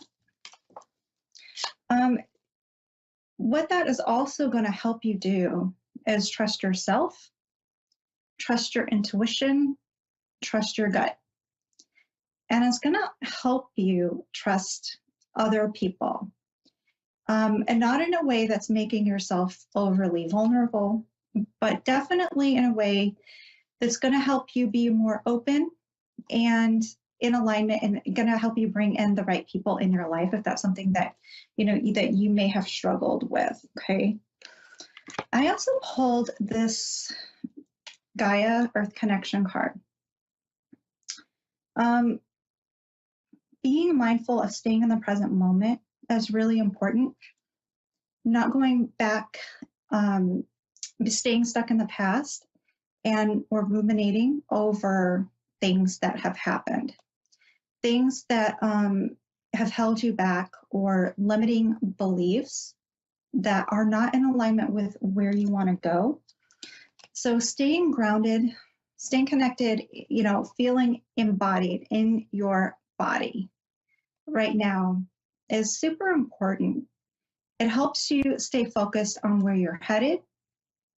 It helps you stay focused and in tune with yourself, body, mind, and soul. You know, a lot of people can easily get out of that, get out of touch with that, and, you know, in a way that kind of creates this stagnant feeling. So you're being asked to really focus on yourself and focus on where you're headed and staying grounded. And that way you can bring beautiful blessings into this world. Okay, and now we're going to take a caller. We have Audrey in Santa Monica. Yes. Hello. Hi. Hello. How are you? Yes, I'm here. I'm here. This is Audrey. Can you hear me? Yes, I can hear you just fine. Okay, wonderful. How can I help you? You know, recently I've had some, like, you know, back-to-back tragedies, and just trying to find some closure with that, and just kind of like move on with my life. I guess I was hoping like to connect with, you know, any loved ones that might have messages for me. Okay. Let me tune in, and I'll take a moment of just being quiet and seeing who I can connect with for you, okay? Okay.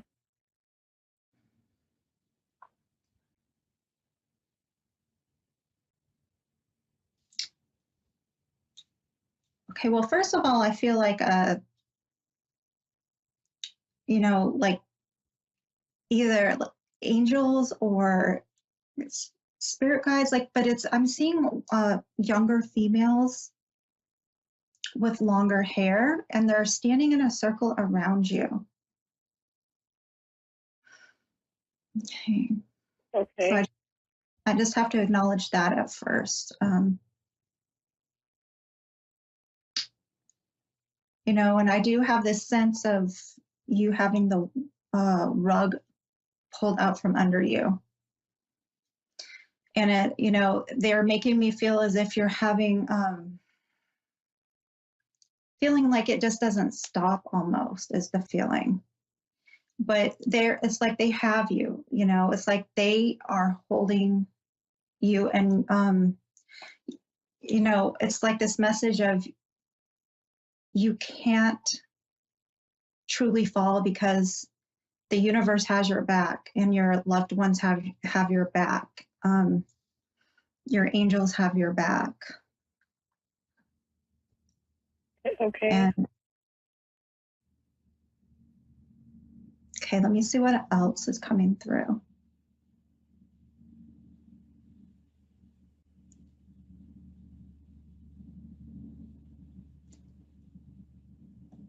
They're holding my hand, or they're holding your hand. There's a lot of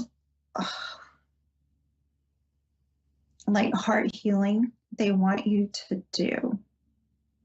Who is the spirit? Let me see if I can get information about who's coming through, though.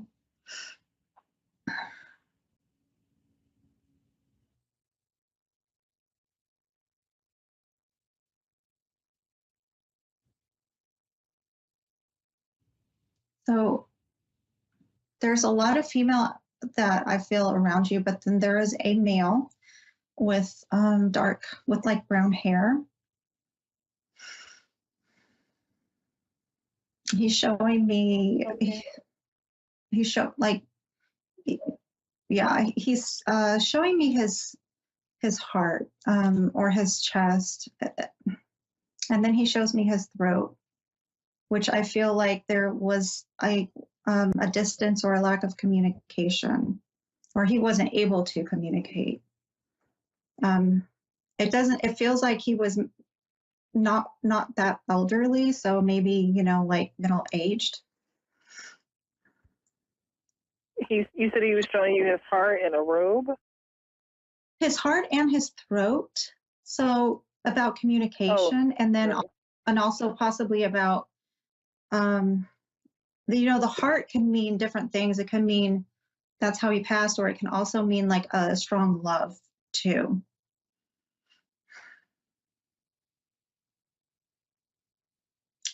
Okay. Is he like very tall, or you said maybe middle age? Yeah, middle-aged, brown hair. And it actually feels, could this be your father? Would he have passed when he was around that age or so? My father passed like around age 59, and then my fiance passed at age 34. Okay. Okay, let me see.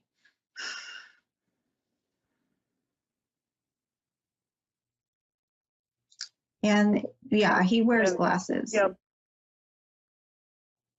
Oh yeah, my fiance did not wear glasses, but my dad, I think later in life he did. I think he wore them like for reading or something like that. He didn't wear them every day. He comes across as like a little bit more quieter type. Oops. Yeah, they both were like that. They both had, yeah. Yeah, he is, he's sending you so much love, and know that, they are with you a lot. They want you to know that you're going to be okay, and that you have some beautiful things ahead of you in this life. That keep shining your light. Don't let it dim you. Like waves in the ocean, let it come and then fall, as far as the grief, as far as the pain, so that you're able to find your center again, is what they want to say. Okay. And yeah. And the younger female, like what does she look like? There was actually several, and honestly, it was like a light brownish or a dark blonde hair. But it could have, it could have even been angels or your spirit guides as well, because there was a team of them. Oh, okay. Yeah, that sounds like probably.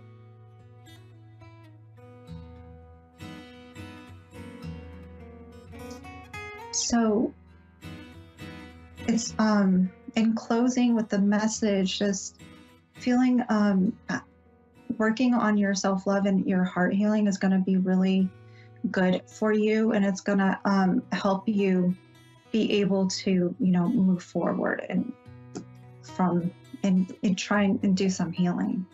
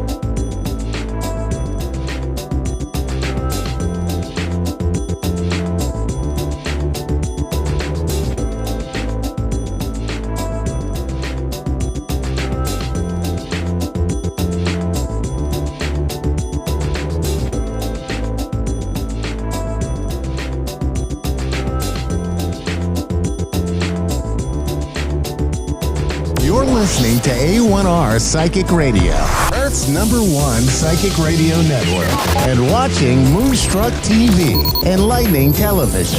Welcome. Time for Insights into Consciousness with Anna Olson. Live from AnnaOlsonIntuitive.com. Connect direct. In North America, dial 888-454-2751. In London, 20-3519-2158. In Sydney, dial 02-8488-3147. Or online, contact us through our Facebook page, facebook.com/psychic radio. Or one of our websites, askoneradio.com or moonstruck.tv. This is Insights into Consciousness on A1R, the Ask One Radio Network.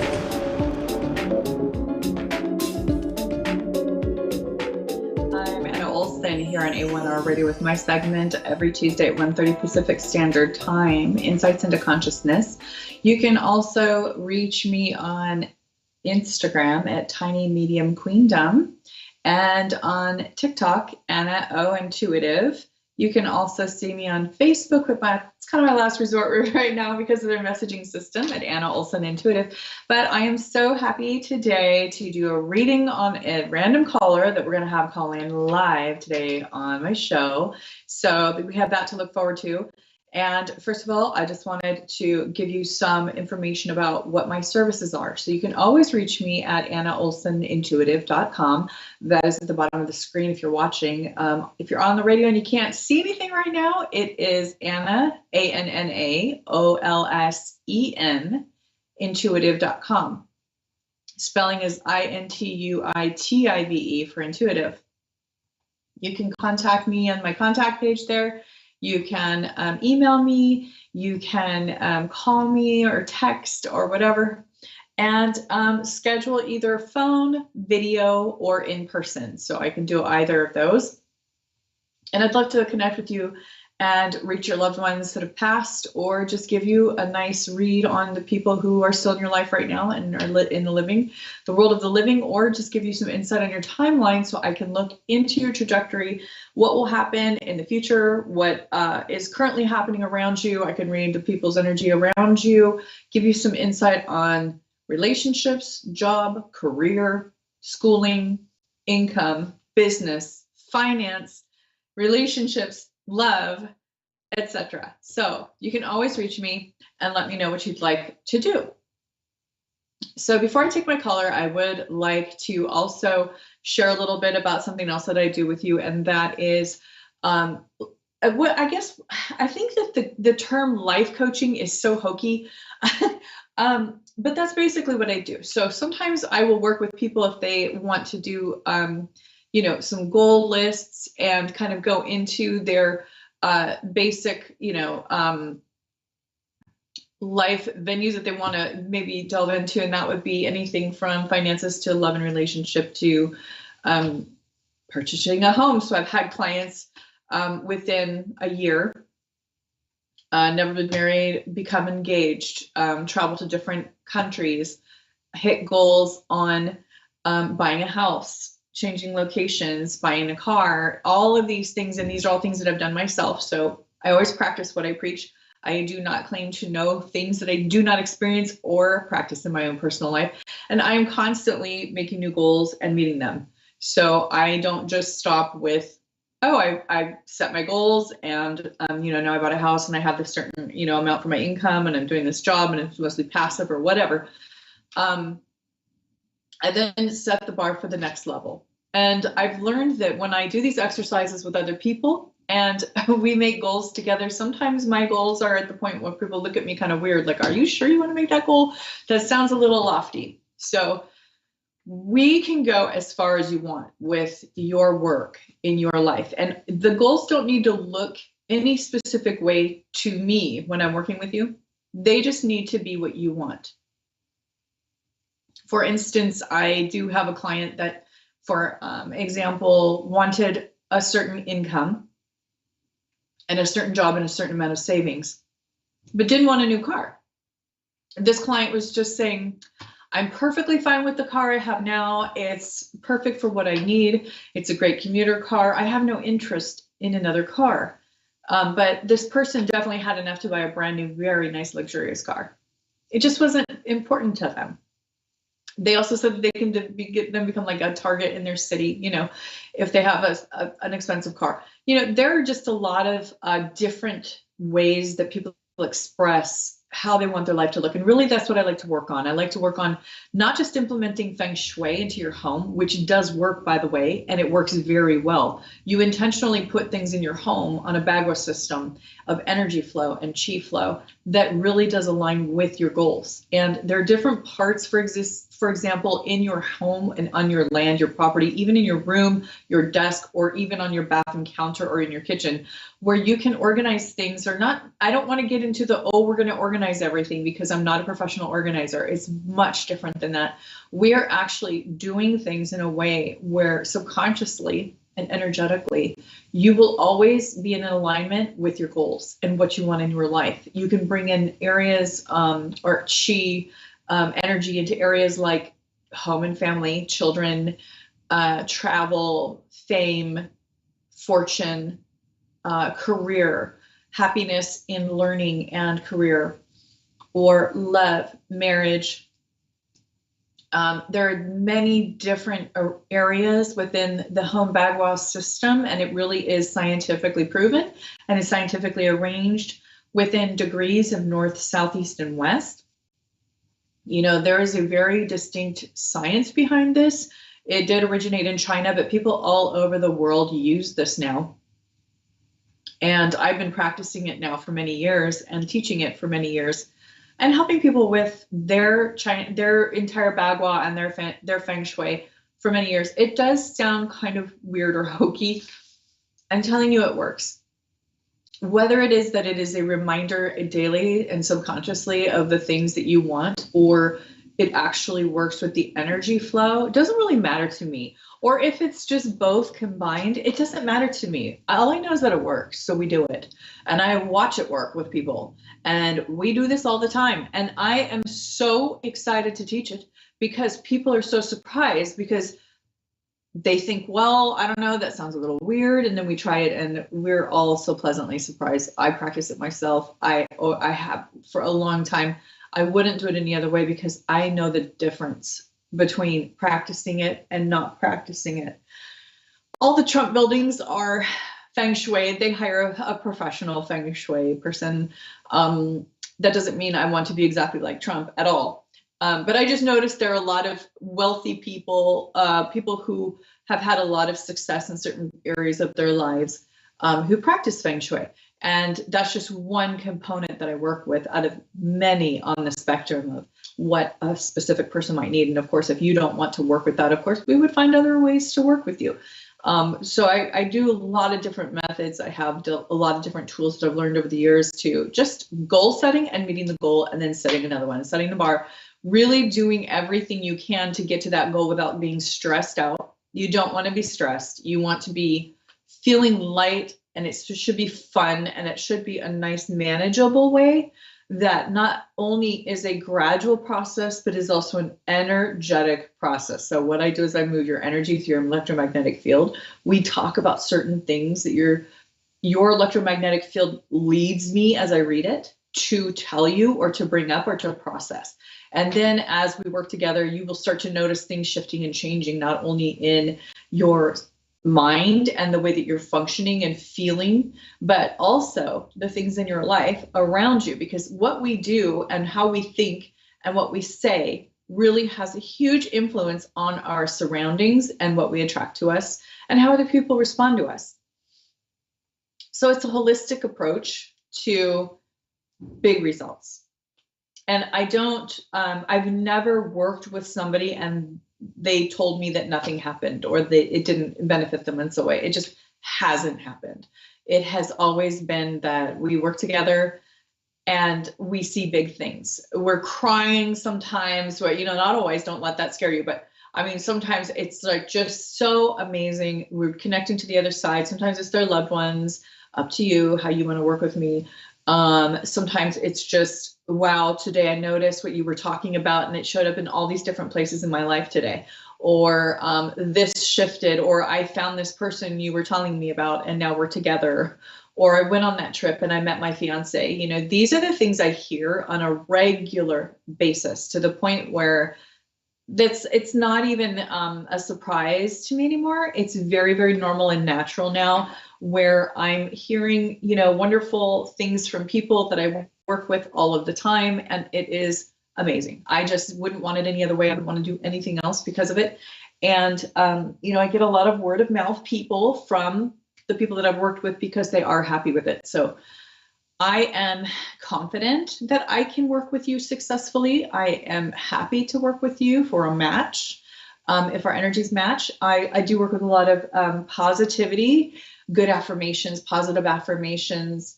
I like to focus on your strengths. And if there is something that may be a deterrent about how you're functioning or what's showing up for you, we either get around it, we work through it, or we make it better. We look at the good parts about it and what strength it offers you. Because I've noticed every time somebody has, me included, anytime you have, like, let's say a weakness that you consider a weakness, there's actually a great deal of strength that this weakness introduces into your life and actually not only benefits you, but other people. Whether that be that you get through it and you help other people, or because it actually offers a very unique strength somewhere else. For instance, sometimes people have gotten in accidents or a car accident or whatnot, or have had an injury, brain injury specifically, and they, after that, have had to recover and go through therapy and everything else, physical therapy, whatever. And they end up being extremely intuitive or psychic in some way after that. There is a shift. Or I've worked with children who've had seizures, and after the seizures subsided through healing modalities, they now were able to have other extrasensory abilities that they didn't have before. And we realized that those seizures were actually opening up something in the brain spiritually to invite their God-given gifts and talents. And so these things can actually be a big blessing. And that's really where I like to work from, is what is this offering you and others? What is this trial, this difficult time actually doing in a positive light? Because every single thing that's challenging offers us something beneficial. And even though it may seem really hard at the time, always the case. So let's see. I'm hoping that we can work together in a way that will be most beneficial for you, that will be most beneficial for us as a team, because every time I work with a new person, I am also learning from you. So your unique talents, gifts, and abilities and challenges or trials are the things that teach me and condition me the best as a mentor, spiritual teacher, and counselor and guide. So I want to be the lighthouse in your life. I want to be the lighthouse in anybody's life that needs me, which is also benefiting me as well. So it's a win-win. I am happy to do it, and it's super, super beneficial for me as well. So I have a caller that I'm going to do a reading for today live on the air. It's Vinny from Davenport, Tasmania. Are you there? Yes, please. Hi, how are you today? I'm nervous, everything. Oh, you're Mixed nervous. up. I'm sorry. It's normal to be nervous, and I can tell you a quick story that I have you heard of the Long Island medium? Yeah. Okay, so I went to go see her live, and I was excited, and she was in my local area. So I just have to tell you a quick story, and hopefully it'll help to ease your nerves a little bit. But I went there, and she came in front of me and like kept saying something that applied to me, you know, and you're supposed to stand up in this crowd. And she was standing right in front of me, and I was too scared to stand up. And I do what she does for a living, and I was too afraid to stand up.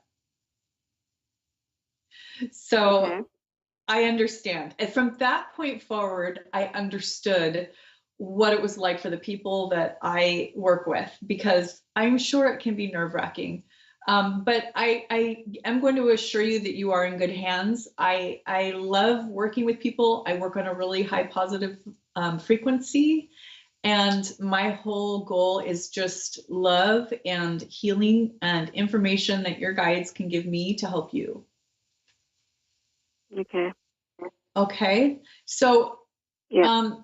to start, is there anything specific that you wanted to ask or that you want to, like a topic you'd like to focus on? Sorry, could you repeat again? What does that mean? Is there a specific question you have or a topic you to focus on? Yeah. I'm going through the court that my ex-husband wanna get a sole custody. I'm pretty sure he just make all up. So that's why I'm nervous. I'm pretty sure I'm not doing wrong. I'm pretty sure I gonna be win. But this is the first time my court about the children that he's being nasty, so I can't sleep. And then seems like I need to change a lawyer because my lawyer is a bit young. So now have to find the senior lawyer that make me confident enough to keep forward. So yeah, that's why I'm a bit nervous, a bit mixed up my feelings. I don't know. Okay, so I just need you to slow down just a little bit because it's kind of hard to hear you. The phone line is just a little bit, I don't know, it's just a little bit hard to hear you, but I heard that you were trying to find a new lawyer, but I didn't hear about what for. My ex-husband, he wanted sole parenting, which is blaming me something that's not make sense. He said I have a diagnosed mental health because I have religion, I keep praying, so something is not strong enough to put me in a bad situation. And then my young my lawyer is young, and then he asking for